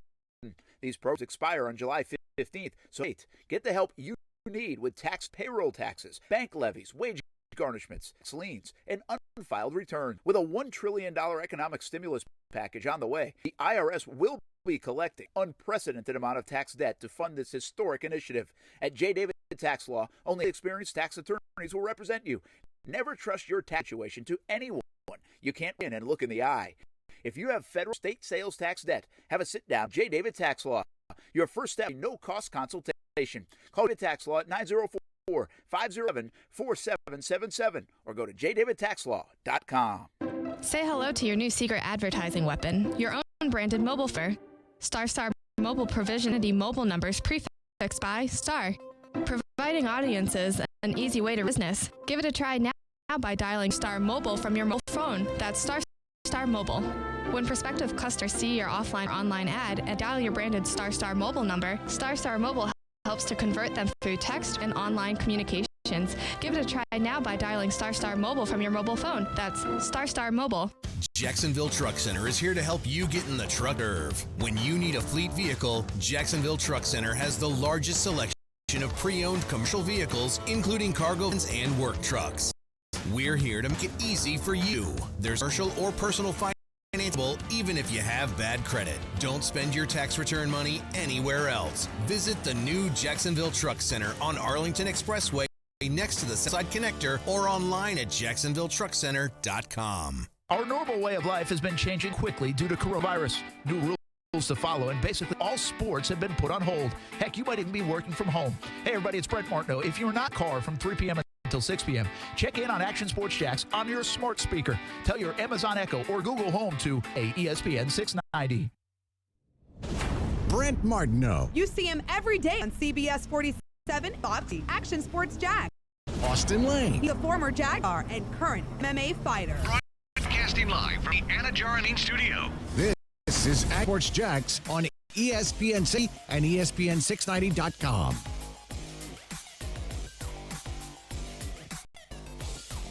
It's the culmination. It's a culmination, man. I know you put countless hours into this. You dedicate yourself to a craft. You take no days off. You play through injury. You play through demise. You play through obstacles. You give no excuses for anything. You learn. You build. This is the culmination. All those out of everything that you've ever put up for it all. This is what you do it for right here. To be able to be called Hall of Famer is everything. That is Kevin Garnett. He's going to the Pro Basketball Hall of Fame, or just the Basketball Hall of Fame. It's Pro Ball Hall of Fame. Okay. It's the Basketball Hall of Fame in Springfield, Massachusetts. You have to be a big KG guy, aren't you, Austin? No? No. Really? The reason being, listen, again. Is there a story behind this? No. Okay. Not, I just can't, listen, I'm not a fake phony fan like that. So Okay. I loved Larry Bird. I mean, every night, man. I say it over and over. Sometimes I actually have to remind myself that I did. I watch every night Larry Bird. I flipped between the Bruins and the Celtics when it was that time of year, and when the Red Sox popped in, I flipped there too. But now I'm just saying, we're going on this road right now. Be careful, because it's starting to sound a little racial. Because I said you like Kevin Garnett, and you go, no, I like Larry Bird. I love Larry Bird. Grew up watching Larry Bird. I don't like Kevin Garnett. Well, I liked Reggie Lewis. Okay, there we go. And Welcome Robert back. Parrish. Welcome back, Brent. Good to have you back. I'm just helping you out, dude. D. Brown. I'm just trying to help you out, man. Slam dunk contest. I was just like, wow, okay. I was trying to Dennis Johnson. Yeah, okay. But you're saying DJ steals the ball. But you're saying, obviously, when KG came over, you're older, and you weren't necessarily the biggest Celtics fan. No, so two things happen, right? Larry Bird retires, and again, I mean, I just found out. I don't know. I really don't know if I had gotten in this business or not. Would I have stayed on as a fan of a lot of teams, or did that just kind of help the separation? I don't know. But it happened around all that time. Marino retired in '99. That was my first year in the business. Bird was, I think, mid-'90s. I think was it for him. Really, start '93 and '94. I think it really started to go downhill, laying on the floor with the back injuries and stuff. Yeah. But but around that same time, if you remember, you guys won't remember, but the NBA took a hit. NBA just had, whether it was the Malice in the Palace, but that was even on the back end. The Latrell Sprewell, we had PJ Carlesimo on. Yeah. It took a hit in the eyes of a lot of fans, I think, in the late 90s, if my timing is correct. And, a lot of the NBA guys got this view of like thugs and stuff like that. I mean, that's people labeled it that way because of some of those incidents. And I'm not saying that was it, but the Detroit Pistons were a team that I hated as a kid, and all of a sudden they were good, you know, and it was like, what are we doing? I don't, but it really more on me. I didn't love the brand of the game, but it was really more about probably Bird retiring. And so when Bird got out, and I loved Larry Bird so much, I just was like, just became a little bit less interested. All those things happened in my life at the same were college. So I'll probably watch the least amount of sports I've ever watched in college. Yeah. Right? Yeah. And so I think it was more that. I think it was like Larry Bird retiring. The NBA did take a hit in that stretch somewhere along the way, whether it was 96 to 2004. I have no idea. I'm just making up the actual years. Sure. And then it kind of rallied again. But I think that's why. So when the 2008, I think it was, for the Celtics with Garnett, and they were a great team. Yeah. But I was just like, yeah, whatever. I mean, it was cool to see them win. Sure. Like, I remember when they won. I remember watching it, and I remember, like, kind of, hey, that's cool, but I wasn't into it. I'd be lying if I said I was into it. If they won right now, I wouldn't be into it. Like, I'm just not that kind of fan of the Celtics. All right. Which is, it's kind of weird to say it out loud because I mean, you're still a Red Sox fan, though. You know? Yeah, Red Sox are a little bit more. Again, the Red Sox are the only ones that gets the blood boiling. Sure. That's it. They're the only ones. Yeah. And that's usually to get the blood boiling, it has to be against the Yankees. Well, and that's a sign of being a fan, obviously. If you can get upset, then you're a fan. Like, sometimes I really have to check my pulse as a fan sometimes. I'm like, that is literal. Yeah. I really do. Like, I find myself hating more teams than liking more teams. Yeah. And the Yankees fit that. So do the Titans. Fair enough. yeah, that they do, man. That they do for you. But it's personal a really vendetta against Tennessee Titans. Someday I'm going to have to either seek counseling or write a book on my fandom. Yeah. It's weird. It's really strange. Like, you know, I mean, you know, a lot of the guys in the business now or gals in the business, and they're all, if you watch them on social media, they're big fans of whether it's the Gators or whoever else. They'll have their teams. I can't get there. I really don't. And again, even I say this and people don't want to admit this, but I think this is reality. When the Red Sox won now 3 times this century, well, that took a little bit of the charm of being a Red Sox fan away, if you ask me. The fact that they had gone 86 years, the fact that it was, maybe next year, that was part, in a strange way, in hindsight, was part of the charm of being a Red Sox fan. I think Cubs fans might even stay the same because then they had that title. Of course. You know, and again, it's not like, you know, I mean, when they won, it was unbelievable. But part of being labeled a Red Sox fan or a Cubs fan was you almost got a hug from people because of it. When the Red Sox turned into somebody, the team that people started to hate. Yeah. Like, they became the Yankees. They bought players. They won 3 World Series, all these things. Yeah. So it's a wild thing, man. Fandom is a wild thing, and I might be just maybe the weirdest of them all. It makes me wonder, 20 years down the line, will we be talking about the Cleveland Browns in the same kind of fashion? You certainly could, because I remind people all the time. What a world. Listen, you could, because I tell, again, 25 years ago, we talked about the Patriots like we talked about the Browns. Good point. Yeah, and nobody wants to admit that. You're not wrong. But we did. Yeah. And so that happens. Can't imagine. I know. I don't want to. I don't want to imagine that kind of world, Brett. But not only that, but I mean, all these kids that are 15, 20 years old, when they're 35, 40 years old, you might be talking about a Jaguars franchise who had 3 Super Bowl trophies. Exactly. You never know. You know, I mean, that could happen. Like, go look at the Pittsburgh Steelers history, you know, and people have always said that around here. It's like they didn't win for the first, 30 years they were a franchise or something. And it's funny because the Jaguars franchise, the past 10 years, obviously, it's not good, okay? I was a part of a couple of those years. But for some reason, I always correlate the Cleveland Browns to, the lowest of the low. And, I haven't compared the records in the past decade. I haven't looked at the rosters in the past decade. But, to me, the Cleveland Browns will always be the factory of sadness. You know, it's just the way it is. I mean, they did movies about it. Kevin Costner started a movie about it. You know, it's just forever the Cleveland Browns will just be the Cleveland Browns. Now, I say that now. I'm watching 2 years Super Bowl champs, and Jaguars are still where they're at. You know, that's sports. But it's funny how I can just relate losing and misery even more than Jacksonville the past decade. I can relate it to Cleveland for whatever reason. Well, here's the thing. You know the reason, though, because much like the Red Sox, okay, Billy Buckner, and even go way back, and, you know, there's several examples, the Billy Goat and the Cubs, right? Well, the Browns have that. The Browns have the fumble. with Ernest Minor, right? I mean, they've got this history of 17, 18 quarterbacks, starting quarterbacks in the last 2 decades. Yeah. You know, so the mistake by the lake. I mean, you've got all these kind of things, and that's what makes a team like that. So I really don't. I do think they're a good punchline, but I also believe a lot of folks, the year they do win, will root for them to win. You know, they'll be now. Baker Mayfield, Odell Beckham, depends kind of how you see those characters. Sure. But I think a lot of people felt that LeBron and the Cavs, it was the first time they'd won a major championship when LeBron brought that to Cleveland. And again, not everybody liked him. I get it. But because LeBron kind of has that polarizing, almost Tiger effect. They either like him or not, you know. But my point being, a casual fan will wrap your arms around that stuff. Listen, in 2017, the Jaguars were that. They were the ones. They were almost took down the mighty Patriots. You know how many people that year would have rooted for the Jags in the Super Bowl over the Eagles? You know, you would have had. That's interesting, Brent. You would have had. It was Minnesota. Yeah, it was Minnesota was where the Super Bowl was. Yeah. And, you know, what happens in Super Bowls now is they're so corporate, although I say that it's changed a little bit. The home fans do a great job of getting out there now and finding a way to buy tickets. But for a long time, it was really corporate.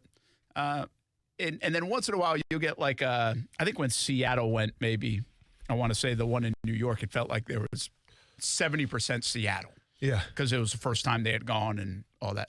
But what happens often is, you know, half crowd will start pulling for that underdog team. Sure. If you don't have that element. Now, again, that year, Philadelphia fans, Philadelphia they were was the underdogs. Going. Yeah. They were the underdog, but Philadelphia fans bought a lot of tickets, is my point. So the Jags would have had a lot of competition, and that corporate ticket might have gone to the Philly fan. But if you just had this neutral crowd, just to kind of punch home my point, the Jags would have been like that lovable team. Even though Philly hadn't won one, Philly's Philly. You almost like to hate the Philly team, right? The sports fan there, the throwing snowballs at Santa Claus and batteries at whoever and whatever. So That's a nice ball. But that would have been an interesting one because they hadn't won.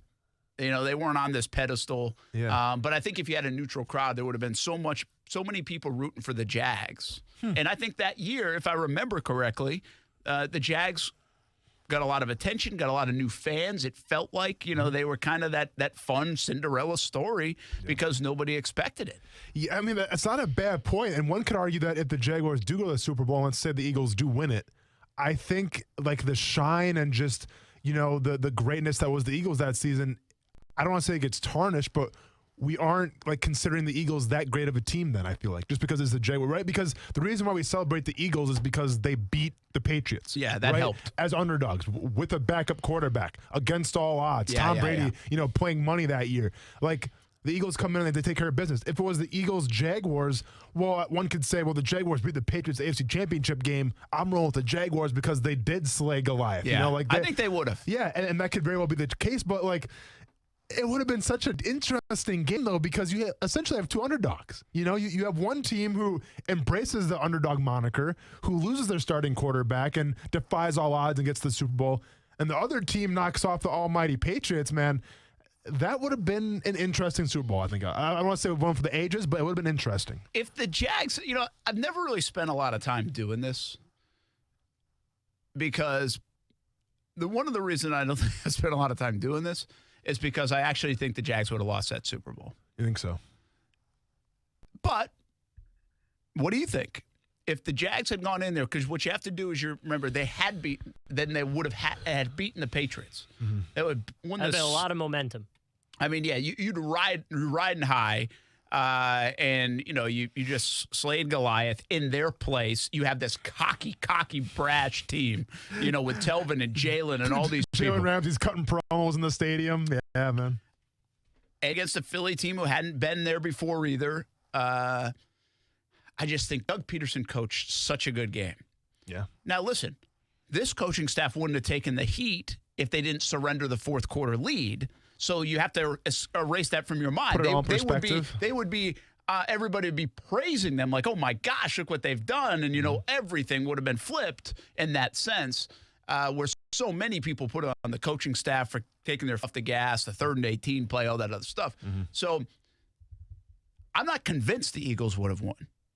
I guess there was always, maybe I tried to find that year because it was so almost depressing. Like I knew, I'll never forget this, saying to the guys in the press box, I was like, this might not happen again for like another 15, 20 years. Like Really? it's so hard to get there. Yeah. Like, that. Well, again, man, keep in mind, I followed Dan Marino as a kid. He went in as like first way early on, and then that's it. Yeah. For his whole career, everybody thought Dan Marino would win 5 Super Bowls. Yeah, for sure.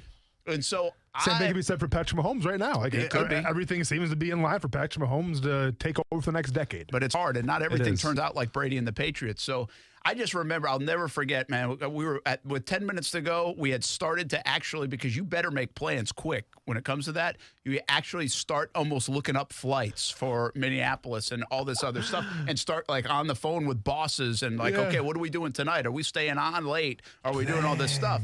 And then when like, however, we figured out they weren't going to win, the gut punch, that post-game show that we did was so depressing. Like, it felt like a funeral. And part of it was because you knew it would be very hard to get back. And, well, unfortunately, we've been right on that. I mean, they actually took a nosedive since getting to that point. And that's what makes that so frustrating. But I feel like the Eagles would have won that game against the Jags. I really do. We have no idea what would have happened. And maybe I would have felt differently if the Jags had actually beaten the Patriots. So let me ask you this, because it's a question that I've never actually heard the answer to, and I'm super curious about it. So you're there. You were in Foxborough. You were in the locker room after the game. You were on the plane ride back to Jacksonville. From your recollection, how was the team's, I guess, demeanor? Like, was it like we just let one slip through our hands, we're devastated, there's tears, or was it just like, hey, we'll be back next year, we have unfinished business, look at how far we've come, the sky's the limit for us going forward? It's a great call. The one thing I'll have to check up on, I stayed because to continue our coverage. Gotcha. And so I didn't fly back with the team. So I can't speak to that. But I will say that the image that sticks out to me when they lost that game was Leonard Fournette crying coming off the field in tears. And what's amazing to me is what I thought would happen with Fournette. I thought that would endear him to Jags fans for a long time. Sure. I always say this, and again, growing up a Red Sox fan and stuff, you really do. I genuinely believe until a team can kind of almost feel what the fans feel, that's when that connection takes place. And the Red Sox, I always will say, 2003, that team, when they lost on a Boone home run to the Yankees in the ALCS, they felt as bad as the fans had felt for 85 years, like that team. And so in 04, when they came back, I feel like they were kind of connected. There was that, they could feel what the fans felt, because very few times can players and teams do that. Just a totally different existence. Well, I think the Jags kind of felt that in 16 a little bit. 16, they thought they were going to do so much better, and they just flopped. And so they almost could feel what the fans were feeling those last few years. And so I think, and so I thought Fournette, when he was literally in tears walking off the field at Gillette Stadium, would endear himself to Jags fans for such a long time. First of all, he had a really nice rookie year. Again, I think it's underrated, his rookie year. Yeah. But I thought that moment he felt like everybody else. And so that's what I remember from it. Sure, was there an element of we'll be back and we still have a very young team and we can go forward and do, was it a building block? Absolutely, every team feels that. But I do feel like some of those guys sensed how much of a missed opportunity it was. 20-10, 10 minutes to go in their yard against the best team that's maybe ever lived, franchise-wise. Yeah. So, and especially how hard it was to get there, right? Because that was a hard training camp, obviously, and they were being training. It's Tom Coughlin, old school. I will say I think they kind of got it, man. I think they understood it. I don't know to a man, but obviously I think Calais knew it, and Calais is such a positive guy that I think he turned it into, hey, we'll get back, we'll go back, which is what you're supposed to do. But I thought Fournette coming off the field said it all to me. Yeah, said it all like, oh man, you know, and I don't know if necessarily he was thinking what I was thinking. I was thinking, gosh, it's so hard to get to this stage and to be that close. You might not experience it again for 5, 10, 15, 20 years. I don't think he was thinking that, but I think he understood the devastation of the moment and what they just missed out on. Well, Leonard Fournette, man, I can sympathize with you because, like we talked about earlier in the show, I was in the movie theater for Up, and I was crying a little bit. So, hey, we have a strong connection, and I can understand it, man. Because obviously I wasn't crying too much in Jacksonville. We lost a lot. So it was like, all right, well, it is what it is, man. I mean, obviously I was ticked, but wasn't shedding tears, man. So I never did get your answer, though. Do you think... What was the question? Do you think they would have beaten the Eagles? You know what? I'll say this. I think both teams obviously have an underdog thing, put that into play. Both teams uber talented. Obviously, quarterback play advantage. I think even Eagles there. Defense, you could go advantage Jaguars, but at the end of the day, if it comes down to coaching, and I get it, both coaches were great that year, but if you look at who's been consistently better the past, following years, it's been Doug Peterson, right? So go ahead and give me that edge and give me Doug Peterson and the Eagles. Nick Foles be received differently down here if he was the one that beat the Jags? Blake Bortles would never be gone if the Jags go to the Super Bowl. That's true. Yeah. If they won the Super Bowl, you mean? I think even or if they even go. Yeah, I mean, I think it adds a little bit to it. I don't know. Yeah, I don't know. That's a good question, too. Yeah. I don't know. You never know how the history plays out. But here's the thought on that from the game's perspective is we got to remember that Patriots defense was not that good. I mean, they went up and down the field. This was a shootout game. Brady threw for 610 yards against a good Eagles defense. Yeah. So the style of the game would have been totally different. But given the fact that Eagles, and I thought Peterson called a brilliant game, and he let it all hang out, man. I mean, he let it all go back and watch that game. Risking it for the biscuit. He did. Yep. And a lot of situations, I don't think guys would have played it that way, and he did, and it worked to his advantage and favor. But you do have to ask yourself, would the Eagles have been able to move the ball like that against this defense? And because especially this play defense, a slower-paced game, too. In a slow-paced game, and this defense who was opportunistic, who was historic in terms of some of their pace of sacks that year and turnovers that year. I mean, I know it's hard to get there right now given the way the Jags have been on defense, but you have to remind yourself how good their defense was that year. Yeah. And could they have dictated and dominated that game the way the Patriots defense couldn't? Patriots just didn't do that. They didn't have anybody on the defensive side, much different than when the last couple of years where their defense has actually been the heavy. Correct. So would have been fascinating to see. Yeah. I mean, again, I feel like the Eagles had a better team on paper. Yeah. And you feel like they would have found a way. But I don't know, but I might have felt different if they had just beaten the Patriots at Gillette. Yeah, you're right, man.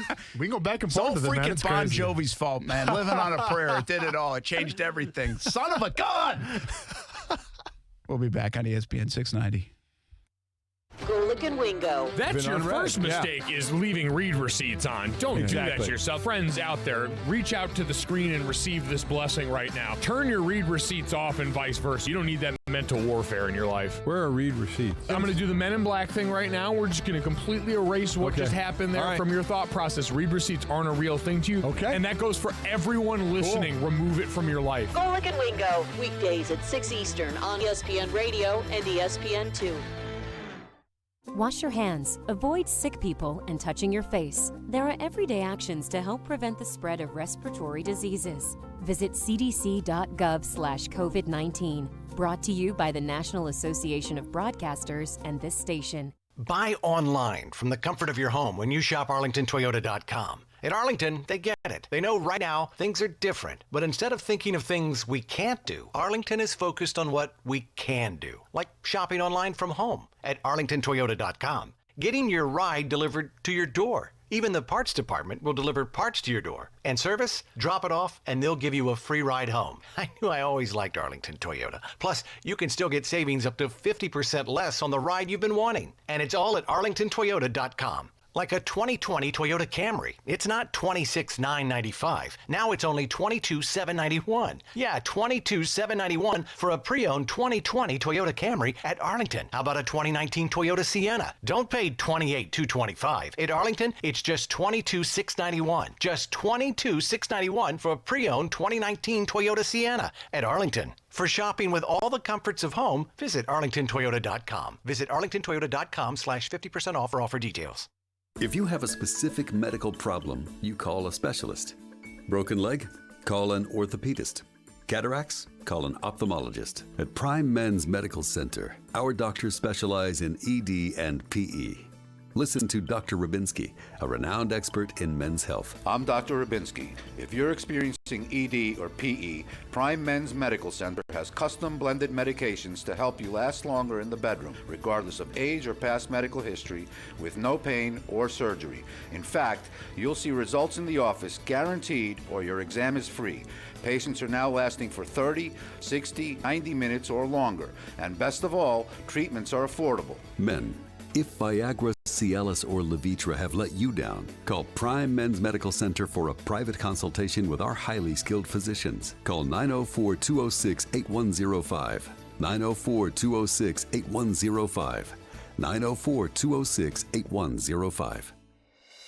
At times like this, it's easy to realize just how much we take some things for granted. Think of how much has changed in just the past few days and weeks. It would be difficult to recall a time when daily routines have been as disrupted and in ways that impact so many people directly. Right now, lots of small businesses in our area are doing what they can, just like you, to hang in there. Some are working to serve their clients in creative new ways, while working on keeping their employees and customers safe. And some will even close their doors for the time being, out of concern for the greater good. Do your neighbors and local business community this favor. Log on, connect with your favorite stores and providers online. Give them a shout on Facebook or Instagram and show your support. And when we get back to normal, they'll be happy to serve you and show you that you have never been taken for granted. This message brought to you by Cox Media Group and your friends at Lee & Kate's Glass, Harrell & Harrell, and AC Designs Heating and Air Conditioning.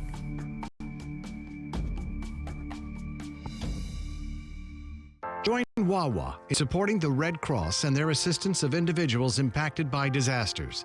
Volunteer your time, or from now through April 12th, make a donation at any Wawa store. Wawa and the Wawa Foundation are proud partners of the Red Cross. Hello, I'm Chuck Barnes. At Barnes & Cohen, we're pulling out all the stops to protect your health and ours. We have the latest software that enables our staff who are at high risk to work remotely without sacrificing first-class representation. Our offices remain open. We have a sanitized conference room, but maybe your best option, meet us here in our courtyard. Barnes & Cohen will continue to serve you in the safest way possible.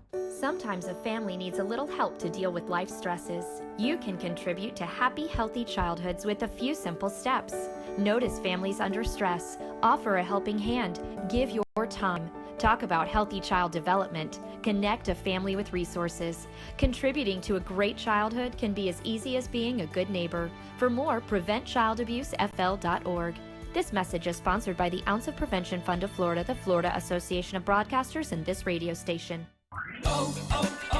O'Reilly. Stop by O'Reilly Auto Parts for our spring break deals on lawn and garden batteries, wiper blades, brake kits, and more. Ready for an oil change? Get 5 quarts of Valvoline conventional or Max Life motor oil and a MicroGuard filter for $28.99. Plus, get a $7 gift card after mail-in rebate. O'Reilly Auto Parts. Better prices every day. O'Reilly Auto Parts. It's time for some straight talk. You know what a full court press is in basketball, right? Full defensive coverage with no holes. Well, that's the kind of coverage you get with Straight Talk Wireless. It runs on America's best 4G LTE networks, same as the big carriers, but just for a lot less. Just $45 a month gets you the unlimited plan with 25 gigs of high-speed data, then 2G, saving you up to half the cost of the big carriers. No contract, full court coverage, half the cost. Straight Talk Wireless, everything for less. Savings may vary. See terms and conditions at straighttalk.com. Broadcasting live from the ESPN 690 Anajar and Levine studios. Anajar and Levine Accident Attorneys. Call 904-600-4000. That's 904-600-4000. ESPN 690. Jacksonville's home for ESPN Radio. WOKV Jacksonville. Listen live everywhere you go on ESPN690.com. ESPN 690, a Cox Media Group station. Brent Martineau. You see him every day on CBS 47, Fox 30, Action Sports Jax. Austin Lane. He's a former Jag star and current MMA fighter. Broadcasting live from the Anajar and Levine studio. This is Action Sports Jax on ESPN 690 and ESPN690.com.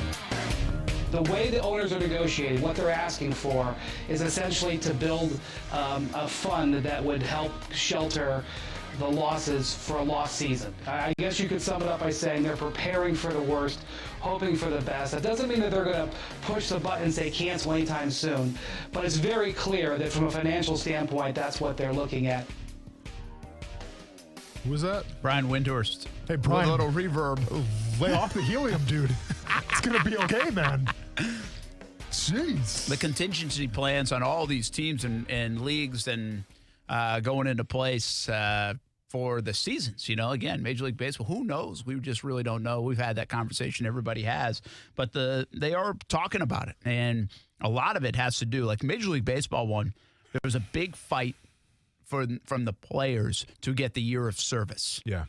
They were almost less concerned with the dollars, like actually getting paid this year. But the year of service was a big thing.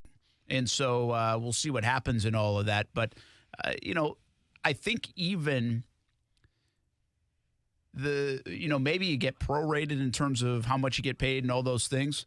So even the players, I was thinking about this yesterday, they probably want to do as many double headers and everything as possible just to sneak as many games in. One for pay, two for stats. And then, of course, the owners are going to be all over that. They want the gate as much as they can get. So it'd be interesting to see. We could go right now we feel like we're back in the old days a little bit, depending on what old days you lived in and what this reminds you of. Just being with the family, eating dinner at the table, walking around the block, those kind of things. Sure. Well, sports could kind of go back in that sense too, Major League Baseball, especially with double headers, that we see so many more of those. Even though when we get clear of this, hopefully sooner than later, if you have a lot of double headers, that's like an old days thing, it feels like now. Ernie says, let's play two. Yeah. It just doesn't happen anymore in Major League Baseball. So be fascinating to see. A couple of things to hit on. We were asking earlier, just some people jumping in on do you think the Jags would have beaten the Eagles? And by the way, this was not a planned topic. We just kind of got here. We went from talking about, I don't even know, how did we get here? I don't know, man. I have no idea. But sometimes I found you out, ask the questions, you just go with the flow. I know. I felt like I was on a couch with Austin, the psychiatrist, talking about whether I'm a sports fan or not. We went from KG and you liking Larry Bird to say, give me some undertones there. Then we went to the Celtics. Then we we're all over the place. We were. It's all good, though. You know what I never asked about the Kevin Garnett stuff? Kevin Garnett going in with Tim Duncan and posthumously Kobe Bryant. Yeah. How weird is that for them? What do you mean? For Garnett and Duncan. To go in with Kobe Bryant? Yeah. Yeah. I don't know how I'd feel about it. I would say, I even thought for a moment, the NBA has done so many tributes to Kobe Bryant. Did they at all think about or even asking these guys to say, hey, we're going to just put Kobe Bryant in? Yeah. But that, I don't know. I bet everything was on the table with it. Yeah, I'm sure it was. And also, if you're a player, do you really want to be? That's Kobe's moment, right? Like it's about him. So that's actually a great point I didn't even think of. Is what would you think? Like if it was me personally, and I was going to the Hall of Fame, and it's like a guy like Kobe Bryant passed away, I would just be like, man, just give me a call next year. Let's let Kobe Bryant have his moment, and I'll be around next year. So yeah, it is kind of a. I don't know. Yeah, I guess it depends how you think, right? And we think more like this than I think even the players do. Maybe, but you can also think it's an honor to be considered. Yeah, right. Yeah, yeah, and also like a lot of these guys, like Tim Duncan, especially, I would think he's very unassuming. And how many words will Tim Duncan say in his Hall of Fame speech? By the way, yeah, it's cool. Thank you guys. That's it. All right, thanks, Tim. But he doesn't. I don't know if he cares to be the headliner. Tim Duncan? Yeah. No, absolutely not. But that's not his style. I'm just saying some people do. Yeah, some people, even if you go in the Hall of Fame, what was the class even a couple years ago, like Ray Lewis. Ray Lewis got to be the headline guy, right? I mean, you kind of feel like, doesn't it feel like that? Of course. So do you mind, you don't get a choice if you're not a headline guy, but sometimes it works out that way. And so that's why I almost wonder, like, well, what do you, like it's almost going to be so overshadowed that Duncan and Garnett are Hall of Fame inductees. Yeah, and also like Kevin Garnett, he's a big personality, right? He's doing movies now and everything like that. But even Kevin Garnett, I think, was a lot about his personality. Like in Minnesota, he had to be the guy. All right, unless you want to compare him to Wally Zerbiak, but like Kevin Garnett was the guy in Minnesota. But then he goes to Boston and he gels perfectly with Paul Pierce and Ray Allen. So I think it kind of goes to show you a little bit like it's not about Kevin Garnett, and sort of this Kobe Bryant situation, he understands it. I think like this is Kobe's moment. I'm going to say my piece. Tim will say his piece, but it's all about Kobe Bryant. Yeah. I think a big thing about it, too, is like now with those three, you can have the debate, is this one of the best Hall of Fame classes going in? So them being all together, they can do that. Yeah, it's a good call. And it's a good trio. It'll be a good trio to have. I mean, no doubters, right? And, I guess I will say this. I don't know if it's going to sound right or not, but I feel like we've had so many memorials and remembrances for Kobe Bryant. If he was the only one getting inducted, it would feel like another one. Again. That's a good point. Yeah. So at least this braces from that. You can celebrate, but it doesn't feel like another memorial because there's sometimes can feel a little different. I agree. To that, so be pretty interesting. All right, a couple other things we're asking. Do you think the Jags would have beaten the Eagles in 2017? Roaring 20 says, Teal Apocalypse says, undoubtedly, leaving the AFC Championship game was one of the most difficult and heartbreaking sports moments I've ever attended. Also, Jaguars would have smoked Philadelphia, in my opinion. Yeah. Mike says, hell yeah, Jags would have won. So, interesting. Again, I remember thinking of this, and this is not just today. And in fact, I'm now hesitating more than I did back then. But I remember seeing Philly in that Super Bowl, and kind of coming out of that saying, you know what, I'm not sure the Jags would have beaten them. Yeah, that's what I remember. But now, like if you put it in the context of, well, they would have beaten the Patriots. How would you felt about it then? Mm-hmm.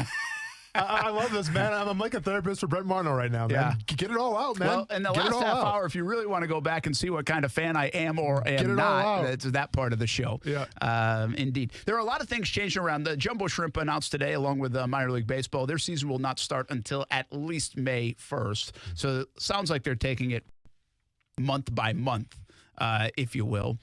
Rescheduled events for the PGA Tour and some of the championship dates. PGA Championship will now still be at TPC Harding Park. It was supposed to be in May. It'll actually go back to like its normal time frame of August, and that will be played. U.S. Open, usually in June, will still be played at Winged Foot, at least as of now, and that will be played in September 17th to the 20th. So September will be a heck of a month for some golf because the next week is the Ryder Cup. And that's still on. Yeah. September 26th, 27th. And then the Masters, who said they would reschedule, will be on November 9th to the 15th. That is the time frame for that. Sports are not going to have a choice there's only so much of the calendar left. So you either got to deal with what you got or postpone it and just move to 2021. Golf is very much in this situation because they had the Players in March, the Masters in April, the PGA Championship in May, the U.S. Open in June. Now, the only one I didn't mention there in July because the Open Championship is canceled, not rescheduled, just canceled. So we lose a major this year, even if we were to pick things back up, say, in the midsummer. Golf had to pile it all in. It'll be interesting on two fronts, right? Everybody tries to kind of stay away from football season. Golf has really adjusted their calendar to stay away from football season, most recently in the last year or two. Well, now they're going to go right into the middle of it. Yep. Like, how will the Masters play in November?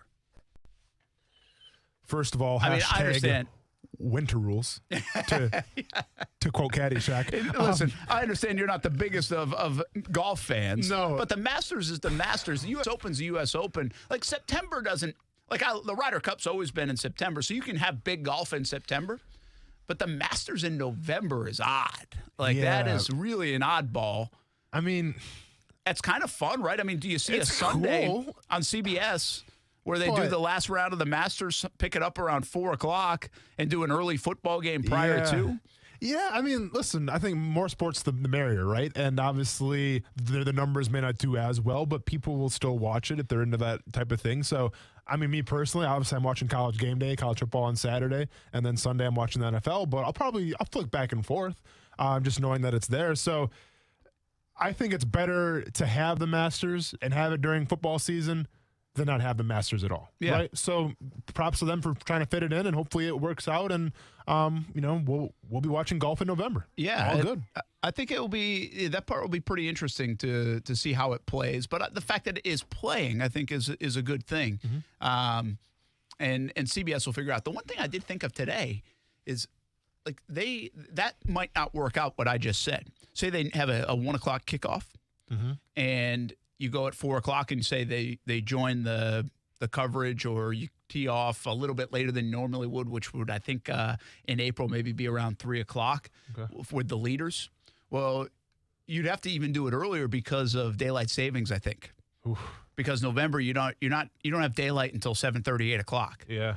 Where normally they would in April. Yeah. So just even those little things to think of. But there's so many different ways to put it on streaming. I mean, CBS has all these alternate networks. How their relationship works. I mean, the Masters is the Masters now. They don't care if the NFL's on. Yeah. I know most executives care about the NFL being on because of the dollars, but the Masters folks might be like, hey, CBS, you're putting us on anyway.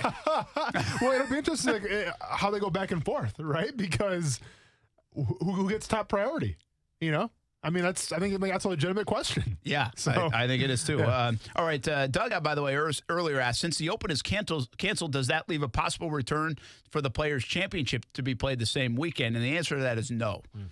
Just confirmed earlier today that that's not happening. The Players' Championship for 2020 is canceled. Okay. And so they will not try to fit that back in at all. Let's see, who was it? Mark Spencer. Plan for MLB. Open up camps early May, last week of May 1st, June, a modified spring training. Expand rosters to have 4 more pitchers. Begin games June 8th, but only at spring training facilities, no fans. July 4th, game resumes in stadiums. World Series at same time, so shortened season. Well, listen, I'm going to disagree there because I believe this whole idea, which we got to when this was going on in the first place, of, okay, no fans, I think that is not going to be received well. I don't think people are going to do that. I think, and I may be in the minority here, but I believe this is going to be an all clear and it's back to normal or it's not. I think you're going to have, because here's the thing, in my opinion, whether this falls on decision makers who feel differently, or whether you really want to, which we're starting to see a decent amount of this over the first month of coronavirus in the United States, whether this falls on party lines of how people feel. Of course, it has to become political to many. Yeah. You have too many differing opinions, is my point. And so I think you're just, like, I think it was California who came out after Trump met with the commissioners of all the leagues over the weekend and said, hey, maybe we feel like football can still be on, right? Yeah. Well, I think it was California governor was like, I don't think it will be. Well, so it's just like, well, there it is. That's the great example of, that's why we have to probably have all or nothing. Of course. Yeah, the last thing you want to do is open it back up and you still have issues. Okay, that's the last thing you want to do. And listen, I'm all for being optimistic and having hope, right? Like it can do a lot of great things, for society, and I get that. But I'm also a realist, man. Okay, and to say that you're gonna open the ballparks and you're gonna have football when there's not a cure yet, like, to me, that's just.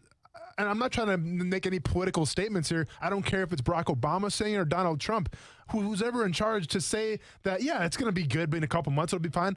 Well, that's great to hope that, but we don't know that. And if there's not a vaccine, if there's not something we can say, you know what, this is eradicated, we can go on with our lives, I don't see it opening back up, because the last thing you want to do is let people into a big ballpark, let people into a football stadium, and those people get sick, man. You can't afford to have that. So until there's a surefire cure, I don't see anything opening up. I'm sorry. Yeah, I don't either. I really, again, I think it will be all or nothing. I don't think we're going to see that. I want to be hopeful, Brent. I really do, man, but it's... Well, I'm hopeful. Let's be real. Here's what I think. Ben Becker said this yesterday. We're in TV land for CBS 47 and Fox 30, and he said, and I kind of agree with him in this sense, that the earliest I see any kind of opening up is July, right? That's kind of where my mind is at. Again, I am not a predictor of this, and I probably haven't even read as much about it as many other people. We aren't doctors. Yes, but I would say right now in my mind, April, here we are in the early stages of April, April's done. I believe May's done. I believe if we're really lucky, maybe in June, things could start opening back up to normal. But I think that would take an enormous amount of luck. I believe the target will be, can you open things back up for the second half of the year, which essentially is a new fiscal year in business, by the way, too. So that would be July. Yeah. But you have 2 quarters left in even the year anyway, and there's a lot to kind of move on with. And, okay, you missed this 3 or 4 month window, but now we're back at it. So I think that would be the sunny side of this, is to say July 4th, and this is where, Ben, I'm stealing his a little bit, like kind of celebrate America, right, as we reopen everything. And it's a good idea. It's a good concept, but it also adds up from a timing standpoint to me to be probably like the earliest that we all get like the all clear. Yeah. And now some people probably be like, you're crazy, man. I mean, it's coming back in October, and you might be right. I'm just saying the earliest, in my mind, the way I'm thinking of this, would be around that time frame. And if you did, then Mark, who tweeted that out, then that whole July 4th of opening things up. What I disagree with is you're going to start things down at spring training. You're going to play with no fans. You're not doing that. If they're not allowing fans in, I don't believe they'll allow people in clubhouses. The gatherings will be the gatherings. And that is not stopping. There's not going to be a gradual, again, this is me talking, me thinking. I don't think there will be a gradual unveil of, hey, we now can have 20 people in a place. Yeah. Now we can have 100 people in a place. There was a gradual dismantling of that, if you remember. But I don't think it will be a gradual growth back. I agree with you. I think it will be nothing. an all or nothing deal. Yep. And I'm sticking to my guns on that one. That's what I think will happen. Yeah. But again, we're all just guessing here. We aren't doctors, Brent. Unless DeAndre Hopkins wants to come get a physical with us right now, we can okay him and send him to Arizona. Let me ask you this one thing about the golf schedule. Were you at all surprised that the golf opened back up? I mean, came back with alternate dates already. Yeah. And not waited. Now, again, it takes planning. You gotta pencil some of these things in. I understand. But what you risk in doing that is canceling twice. That's kind of what I thought. Like, the Masters was the big one for me. The Masters in November, and yeah, I mean, that's a ways away, and I'm sure you have to lock down a slot because you're cutting into football time now and everything. But I just feel like, I guess you have to ask, is the juice worth the squeeze? And I think with what the experts are saying is that this thing, should be under control by then. Now, we don't know what's going to happen even tomorrow, man. It could be, who knows? But I'm just saying, I think they gave themselves at least a lot of time, a little leeway, because if there's golf going on, you got to assume that football is going to be going on. So I think that's the plan. But once again, Brent, we don't know what's going to happen tomorrow. We don't know what's going to happen in a week from now. Who knows? I'm not super critical of them announcing the dates, because I think what it does is it gives people some hope that there are some believers out there that we can get this thing going, and that's okay. But the reality is it could be a false sense of hope, and you might have to cancel once again. Hey, earlier in the program, we were talking about Solomon Kinley, offensive lineman out of the Reigns high school program. Also, Georgia Bulldog. Should be one of 3 offensive linemen from the Dogs that get drafted pretty high in this draft. Kinley's a top 100 prospect, and he's a fun personality. He's a mauler. He plays the guard position. We caught up with him this past week as he was working out back home. He was supposed to be in Pensacola with an eye on the draft. And keep in mind, for players like Solomon Kinley, who can show off that personality, he doesn't have the opportunity to do that after the combine. He had a good combine. He did interviews, including with the Jaguars, but no pro days, no visits, none of that stuff. That part of the process has been stymied here in 2020, but the draft goes on, and now Solomon Kinley is just a couple of weeks away, hopefully, from hearing his name get called and playing professional football soon enough. When I come home from school, like I was in college or high school, when everything gets shut down, I got to work out by myself. When I come home from school, like I was in college or high school, when everything gets shut down, I got to work out by myself. I go my go-to man, my coach. I come out here and work every day. It's a different facility or a different place. I usually be at Reigns, but the social distance got to get away from that. So I come up here by myself and just really do what I usually do when I don't have my resources. So do you feel like you're getting the work in that you need to get work in? Yes, sir, no doubt. That's one thing you should know about yourself. If you feel like you're getting enough work in, I done been through it all. I done been through college football, high school, and now I'm training for the professional league. So you know what type of work you need to get, and know what type of work that you need to do for you to be able to succeed and do the right things on the field. Got a lot of time on your hands these days too, though, right? I mean, I know that sounds like a lot, but there's still a lot of hours in the day. Yes, sir, no doubt. What I do is I just work out. I just go be with my family, enjoy my family, because when the season starts, like always, you you have very limited time to be around them. So I cherish that type of thing. And like you said, stay social distance as much as I can, but build them and do things as much as I can, because in the next few weeks, who knows where I'm going to land up, who knows where I'm going to be, who knows how often I'm going to see them. So I try to cherish that and spend more time with them as much as I can. What does this feel like for you with a few weeks to go? We've hit April now, man. I mean, now we're a few weeks away. I mean, is there some anxiety? Are you excited? What is it? I understand what position I'm in. I'm blessed for the opportunity. It's just, like, I take it as it's another step for me to work hard and prove myself. Yes, it really haven't hit me. The only few times that it hit me was when I made my post on Instagram. I was like, I'm not going to Georgia anymore.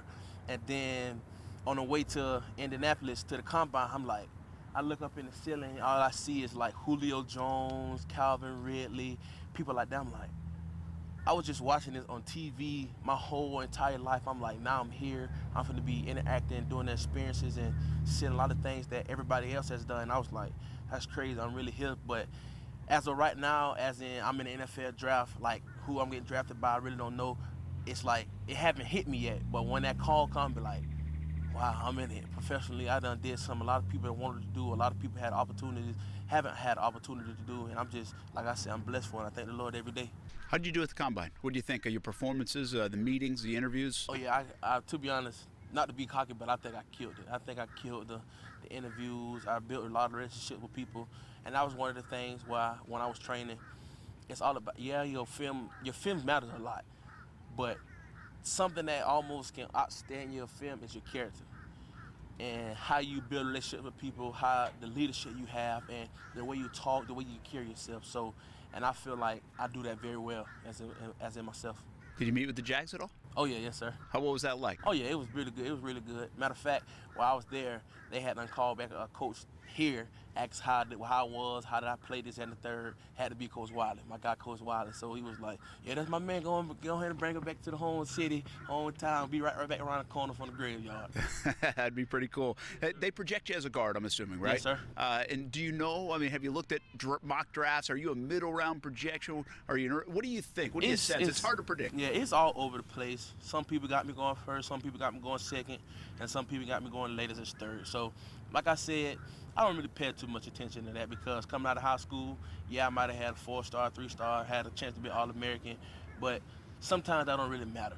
A lot of the time it don't really matter. So if you just work and do the right things, trust me, your name get called, and whatever team you go to, you'll be satisfied. They'll be satisfied with you. You are a confident guy. Like you said, I'm not a cocky guy, but a confident guy. Heck, you think you can move like a defensive back, you just told us. Oh, yeah. You know, I got a few little receiver skills, defensive back, little offensive. I'm an offensive tight end sometimes. You know, you can put me out wide, cover a few guys, touch them. How much do you think that's fun, though, for you? Because we see a lot of offensive linemen. They're kind of serious, kind of quiet. You got a nice outgoing personality, a little flavor to that offensive line. I don't think we see a lot of offensive linemen like that. Yes, sir, no doubt. It's just how my mom raised me and the type of community I was raised in, man. Just you live another day. So cherish it. Just cherish it. Be happy. Make the best of it. Don't walk around frowning because what you do. God put you on the earth for a reason, and cherish that reason.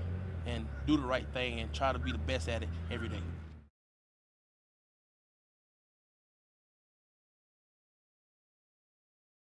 By finding a new place to train, whether it's just an open field somewhere. He says he runs the Hart Bridge, He's lifting in his garage. I mean, kind of old schooling it a little bit. Absolutely. Does that hurt a guy, the lack of visits, the lack of pro days, the lack of maybe what I think actually is people don't talk about enough, maybe that private workout? Because I go back to Cam Robinson and Yannick Ngakoue here that we know of. Those were a couple weeks before the draft, an extra private workout, and obviously sold the Jags on guys like that. Yeah, I mean, obviously what he has going for him right now is the fact that his film is out there, right? And his film is good. So he's got that.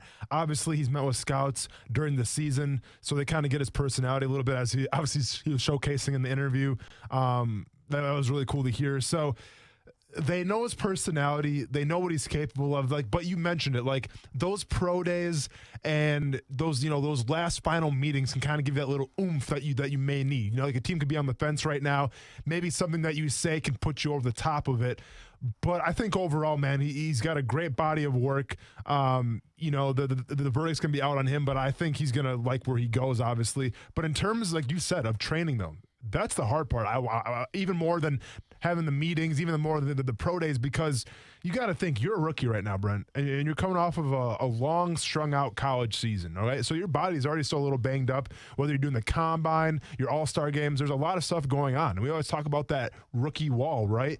Well, this is the time where you brace your body for that rookie wall. I'm not saying that you're going to max out on the bench press. You're not going to max out on the squat. But what you're doing is you're conditioning your body to get ready for a season that you have no idea what's coming up ahead, right? Because, yeah, you went to college and you did winter conditioning. You did spring ball. You went through the gruels of a regular college season, but the NFL is different, all right? And the NFL, it's all about the inches. It's all about the little things that you do right.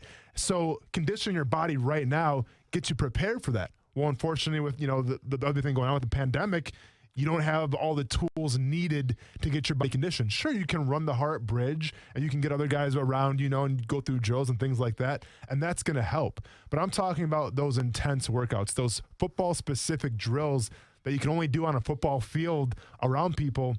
That's what's going to hurt a lot of football players, I think, coming out for the draft this year. Yeah, we do talk about it's a grind for a lot of those young players who never get a break. I actually wonder if this helps them give a little bit of a break. Maybe it makes those guys fresh a little bit more. The flip side is, like you just said, maybe you're not as conditioned. Maybe you're not as ready to make that long season once it begins. It's going to be fascinating. It all comes down to mostly injury, I think. How do people come out of this thing?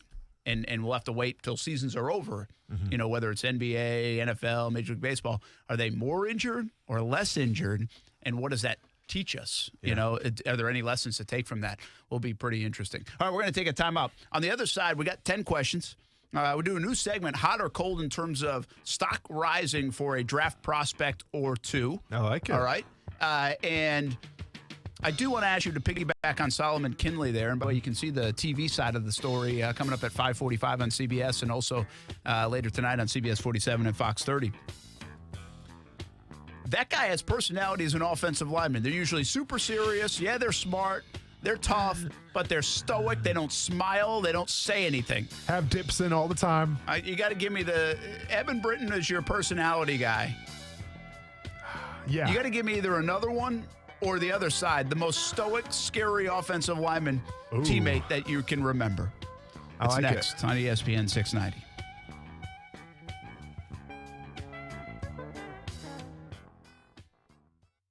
Action Sports Jacks with Brent Martineau on ESPN 690 is brought to you by Best Bet Jacksonville and Orange Park. Now, the First Alert forecast on ESPN 690. A mostly clear evening, some fog later on as temperatures drop to the upper 50s to lower 60s. A warm Tuesday as skies become partly sunny and the afternoon high in the mid-80s. From the First Alert Weather Center, I'm Action News Jax Chief Meteorologist Mike Burr. These can be unsettling times, but CGC Water Treatment wants you to know that they are there for you and your family. CGC Water Treatment has 50% savings for you. Purchase a Premier Softener and save 50% off a K5, Kinetico's premier reverse osmosis system. When the shelves at the stores are empty, it's a great feeling to have purified water right at home. Call 904-694-2242 or visit cgcwater.com. CGC Water Treatment, your local independent Kinetico dealer. Dave Benyon here, owner of Zero Res. One of the first steps the CDC recommends for the prevention of COVID-19 is the cleaning of any dirty surfaces. Quote, cleaning does not kill germs, but by removing them, it lowers their numbers and the risk of spreading infection. End of quote. Zero Res is on the front lines when it comes to fighting against germs and viruses. Not only can we do the best job possible at cleaning your carpets and tile, but we have commercial-grade disinfectants that can sanitize your hard surfaces after we have cleaned them. Zero Res has been providing a cleaner and healthier living environment in your homes and businesses for over 15 years. Give Zero Res a call. Right now, if you have 3 rooms of carpet clean for only $129, we will clean a 4th room for free. That's right, the 4th room is on me. Call Zero Res at 287-5727. That's 287-5727. Zero Res spelled forward backwards. It's the right way to clean. After a car accident, you can feel like you've lost control. I'm Eli Anajar from the law offices of Anajar and Levine. Our legal team can help you understand your options after an accident. We will file your claim and fight for the full compensation you deserve. If you've been involved in a car accident, call the law offices of Anajar and Levine at 904-600-4000. That's 904-600-4000 for a free consultation. And take back control of your life. Office in Jacksonville. 76% of employees have struggled with at least one issue that affected their mental health. When you share, you're not alone. Ask about your company's emotional health benefits. Visit heart.org/sharing. Brought to you by the American Heart Association. First Coast No More Homeless Pets Veterinary Hospital provides premium veterinary care for less. 7 days a week, a full range of services with compassionate care. Pet owners shouldn't have to choose between paying bills or a healthy pet. Call 425-0005, 425-0005, or fcnmhp.org. Have you ever considered helping an aspiring small business owner through one-on-one mentoring? If so, you may be the right person to become a SCORE volunteer. Since 1964, SCORE has helped more than 11 million entrepreneurs and small business owners. In Jacksonville, SCORE provides services to almost 6,000 individuals annually through mentoring at 7 area locations and hosts 140 workshops. Apply today by clicking on the volunteer tab at jacksonville.score.org. First take, your take.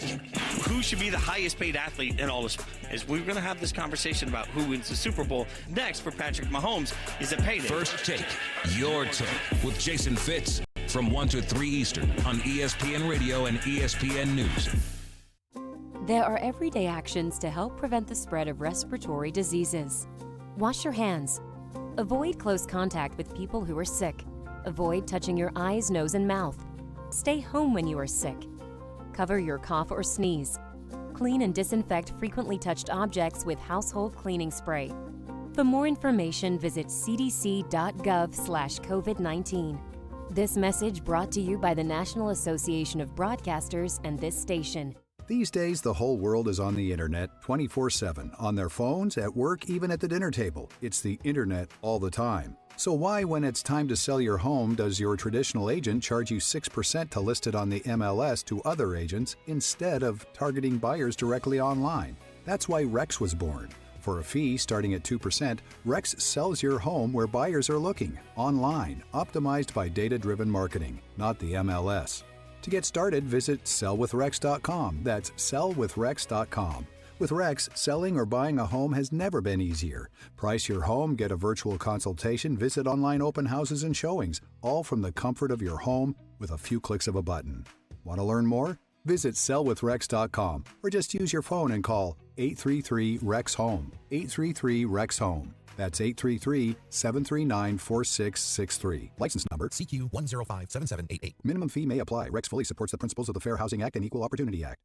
The Dan Le Batard Show with the Stugats. HQ Trivia officially died over the weekend. Heck of a run, though, right? Not really. It ascended to the mountaintop and then fell very quickly. Check out the podcast wherever you get your podcast. Brent Martineau. You see him every day on CBS 47, Fox 30, Action Sports Jack. Austin Lane. He's a former Jag star and current MMA fighter. Broadcasting live from the Anajar and Levine studio. This is Action Sports Jax on ESPN 690 and ESPN690.com. I had a great situation, a bunch of great teammates, and we had a singular goal. We wanted to be the best team we could be. And whatever that meant, whoever that meant being the game-winning shot, the man of that game, that season, that series, whatever it may be, we just wanted to win. And with that singular goal, I never felt unappreciated. No. That is Tim Duncan. That's what the Hall of Fame speech is going to sound like. End scene. Yep. It's all he's got. He really is. I love it, man. One of the most underrated players of all time, right? Yeah, absolutely. Mr. Fundamental for a reason. Nondescript. Yeah. You know, a fantastic swimmer. Really? You know, he's doing kickboxing and Muay Thai now, too. Oh, really? Can you imagine that guy kicking you in the face? I'm pretty sure he was he could have been world-class swimmer. Yeah, no, that's what they were talking to him about on ESPN over the weekend, is he wanted to do that, and then I guess somehow basketball got brought up. From and the Virgin Islands? Virgin Islands, right? Yeah, and he's done a lot back in the Virgin Islands, too. Yeah. He's an under-the-radar guy. I always appreciate that, when you can be like that kind of superstar, yet stay under the radar. Yeah. Again, and I say this a lot about Jeter. And I know Jeter was in New York, so he was always a star, but he wasn't like back pages, quotes all the time. I mean, look when A-Rod, A-Rod became every day, it became a thing. It's just, for as great as Jeter was, he wasn't just in that spotlight as much as you would think. And I say that from a headline. So he's always in the spotlight in New York. Obviously, Tim Duncan's a basketball player. He's always, every night he came out there, he's a star. But I guess from a headline, from people aren't even talking about, they almost didn't even talk about those guys because there wasn't much to grab other than they're great players. You know? I mean, and that's boring for talking heads like us. That's the greatness of Tim Duncan. I remember when I made my transition from hockey to basketball, and my basketball coach was telling me, he's like, I want you to watch tape on Tim Duncan because that's what we're going to try to mold you into. Watch his post moves. I go, absolutely not. No, I'm going to watch Kevin Garnett. I'm going to watch these, these prolific scorers and like these, these high fly dunkers. I don't want to watch Tim Duncan in the post shooting, mid-range bank shots. Like, that's not entertaining, but I did. And it helped out a lot. It's just, this is a guy who, if he was the type of guy that would give you the quotes, if he was the type of guy that would wear like these crazy articles of clothing, rock these chains, say what you want about him, if he was that type of guy, Brent, he'd probably go down as one of the greatest of all time. But that's not who he was. And don't get me wrong, he's still one of the greatest of all time. Don't get it twisted. But it was just like his low-key demeanor, man. To me, it didn't paint him any pictures in terms of society, especially in the sport of basketball, where it's all about the personality, right? We watch you on TV. You can't hide behind your helmet. You can't hide behind your shoulder pads. All you have is your abilities on the court and then your personality off the court. And Tim Duncan, I'm not hating on the guy because I respect it to a T. But as far as personality, he didn't really bring it that much, man. It is what it is. Yeah, he didn't, and that's okay. I guess he didn't want to. It's awesome. I almost have more appreciation for those guys. I absolutely admire it than anybody else. And in this day and age, where branding is so key, which what those guys can make a gazillion dollars if they don't brand or not. Yeah. I mean, heck, in our industry, you got to kind of brand your logo or your whatever show you're at, or maybe even your own personality to maybe make it and have longevity and those kind of things. And it depends how big that brand can get. That then maybe is how much you make or how well you do, all those things. Well, Tim Duncan, whether he branded himself or not, was always going to make $100 million playing basketball. He was just that good at basketball. And here's the beauty of Tim Duncan.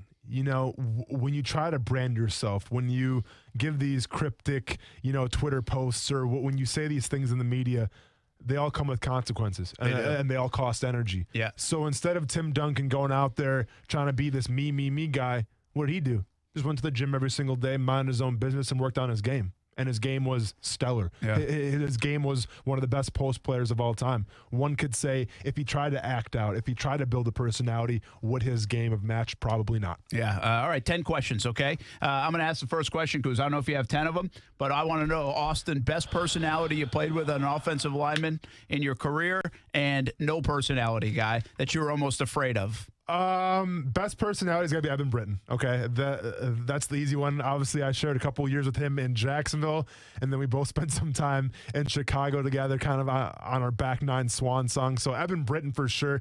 Evan Britton, if I was to put him like in a category of like the personality that he is, imagine like a Jim Carrey mixed with the Big Lebowski. And that's what Evan Britton is, man. Like to a T. And it's perfect, man. So Evan Britton for sure. A guy that actually had a little bit of personality, but he was, I'll be honest with you, he was the only, I'm trying to think back too, he was the only guy that I can wholeheartedly say right now as I sit here that I was a little frightened of. And I think I've shared the story about him before a little bit. But it was my time with the Detroit Lions. Keep in mind, only like 4 or 5 weeks, so I didn't get to know him that well. But what I did see scared me a little bit, and that was Dominic Raiola, center for the Detroit Lions. Have I told this? I think I told this story. Maybe I don't remember. So a couple things about Dominic, man. Number one, his name is Dominic Raiola. Okay, so the guy's like, you don't even know what he is. Okay, I think he's. I'm just trying to tell how it is. Okay, so like I'm pretty sure he's Hawaiian, right? But like he comes across like and I'm not trying to be racial here, but kind of as a white dude. Now, I back this up a little bit. Because keep in mind, I've shared the locker rooms with Tyson Alualu. I know what kind of music they're into. Dominic Raiola, I'm probably pronouncing the name wrong, Raiola. Dominic Raiola. He had his own guy that was in charge, like an equipment guy, that was in charge of carrying this giant speaker on road games. Like, that was his only job. Not putting helmets in lockers, not getting jerseys cleaned. This guy's only job in the equipment staff was to make sure the speaker was by, his locker. So when I say that he would play this music to ear-bleeding levels, it was Slipknot, it was Korn, it was like all like this hardcore rock kind of music. And I'm just like, dude, I don't want to be racial here, but I was expecting more like, Bob Marley and like everything is going to be all right. That wasn't the case with them. But this isn't the crazy part. I'll never forget my first game playing for the Lions. And we're in the tunnel getting ready to go. And once again, like, Raiola's like, he's the prototypical center, like, beefy kind of like, just getting your face, hitting your head against the wall. He was doing all that. But then he's like, it's about to happen. I'm like, what's about to happen? And the guy throws up everywhere in the tunnel as we're getting ready to walk out. And I'm like, what is happening right now? Like, and everyone's like cheering him on. And I forgot who it was. Another defensive lineman. Might have been Devin Taylor. He's like, oh, dude, that's a good thing. Because when he throws up like that, it means he's ready to go. I'm like, excuse me? So, like, he actually tried to make himself throw up because that was a sign that he was ready to go and unleash the hounds, man. This is the type of guy that we were dealing with. So that hands down was the guy I feared as an offensive lineman, hands down. Wow. That guy's nuts. And there's the best part. I saw him a year ago on TV at Guy Fieri. What's his show? Diners, Drive-In. He was on that show with Guy Fieri in Hawaii, just like at a restaurant, just hanging out, like super casual. I'm like, who is this gentleman? So there That's you go. awesome. Yeah, randomly hanging out with Guy Fieri. Good for him. Offensive linemen are strange, man. Dude, who you telling, man? Who you telling? And then there's like Brad Meester. Yeah.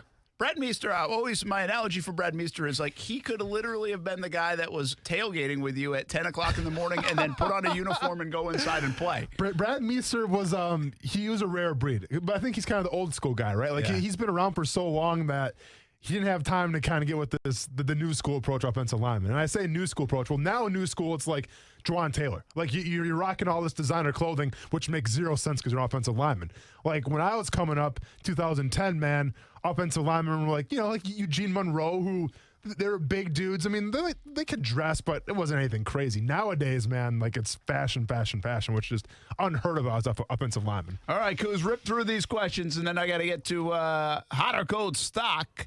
Brought to you by Bull City Heating and Air coming up in a bit. Okay, Las Vegas Sportsbook said that Ohio State quarterback Justin Fields is favorite to win the Heisman Trophy next year. Austin, do you agree? No, Trevor Lawrence. I think the ACC is a lot weaker than the Big Ten is going to be. I think Trevor Lawrence is going to put up big-time numbers. Justin Fields, you got to play Wisconsin. You got to play Michigan, who's obviously ticked off. You kicked their butts how many past years now? Iowa's always interesting. Good defense. I'm taking Trevor Lawrence over Justin Fields. All right, Brent, another one from the Sportsbook. Alabama is a plus 125 favorite to win the SEC. Do you agree with that for the 11th straight season? I would say no. I think Alabama is on the down cycle. I've predicted wrongly on that on a couple of teams in the past. Not Alabama yet, but I think this will be kind of that downward trend. And on top of that, other teams catching up, right? Can LSU do it again? They obviously don't have Joe Burrow. They won't have a lot, but can they do it again off the momentum that they have? They're not going to be that good. But could they become the team to beat now? Where's Texas A&M in the fold? Now you've got Leach and Kiffin out in the West with Ole Miss and Mississippi State. I mean, could they throw a wrinkle in there? And then, of course, Auburn, too. So I think there's so much more competition on that West side that is intriguing. I'm not saying Alabama's going to be bad, but I just think so many people lock Alabama into the final all the time and have them win the SEC all the time. I don't know if I believe that anymore with Alabama going in this year.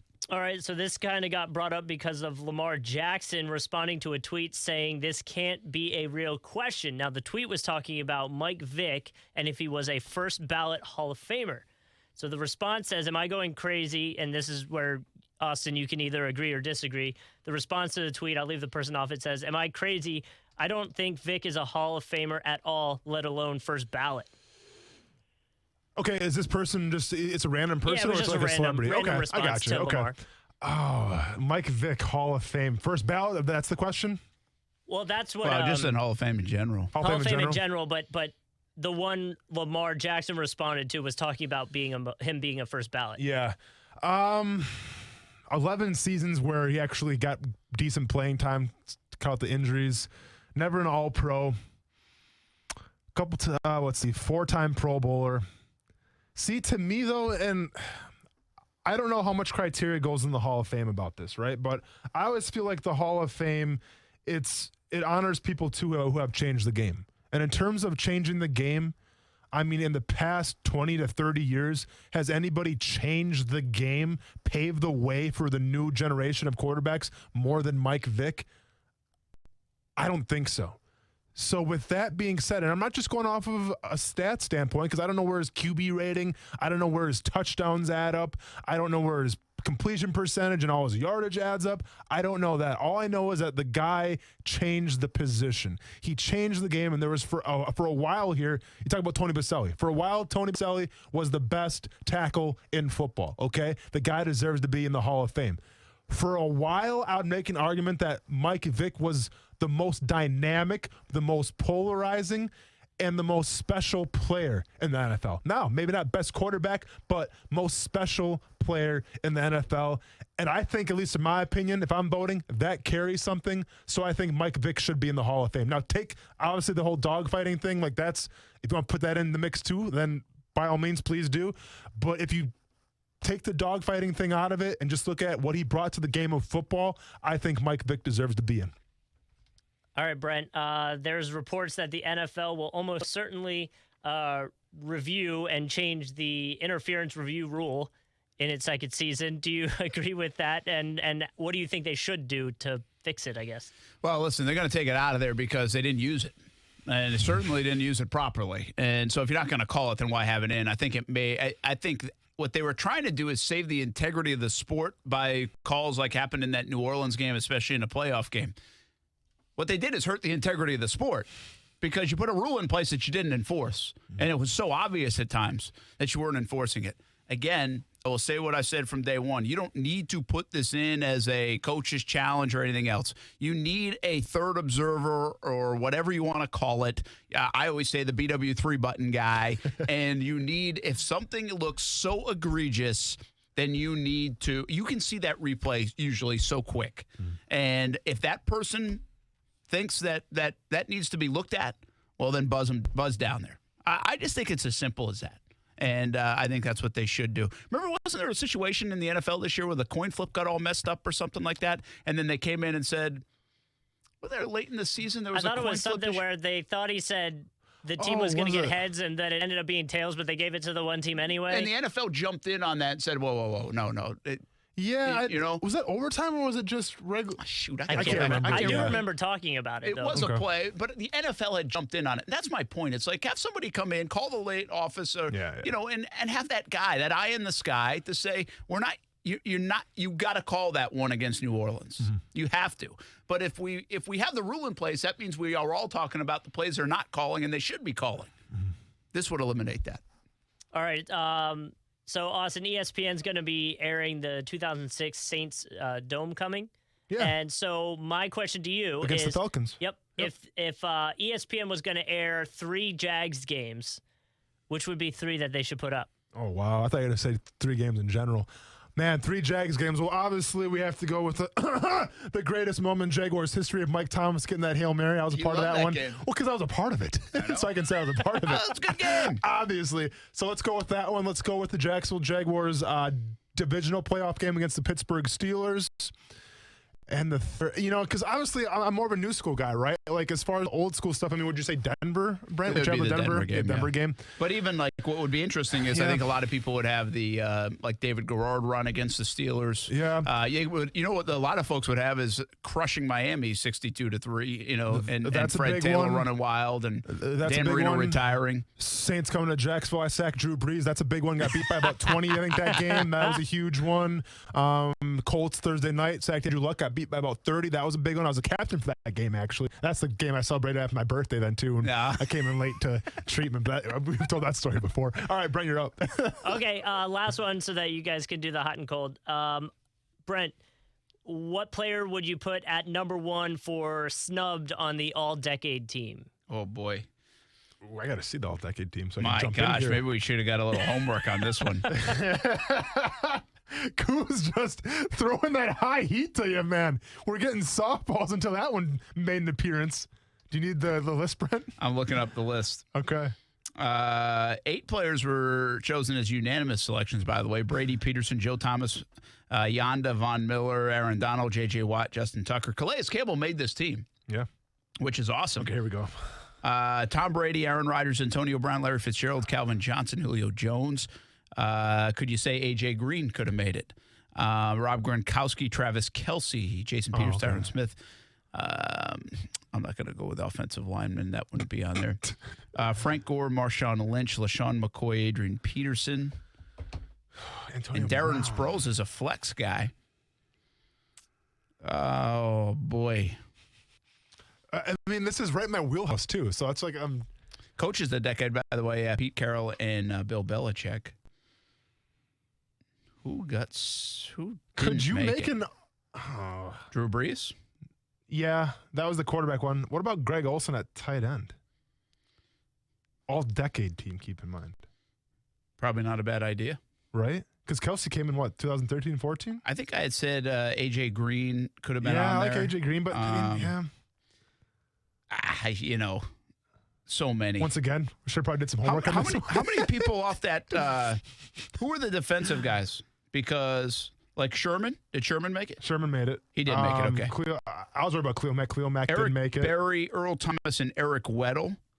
Could like Cam Chancellor have made it? See, and I'm not going to name this coach, but I played for a coach that absolutely could not stand Eric Weddle and thought he was the most overrated safety of all time because the guy did not, supposedly this is the coach's words, not my words, the guy didn't want to hit anybody for a safety. So, like, that was always ingrained, like, Weddle wasn't that good. I think Weddle's a decent safety. I don't know about all-decade, though. Hey. Yeah. Where's Cam Chancellor?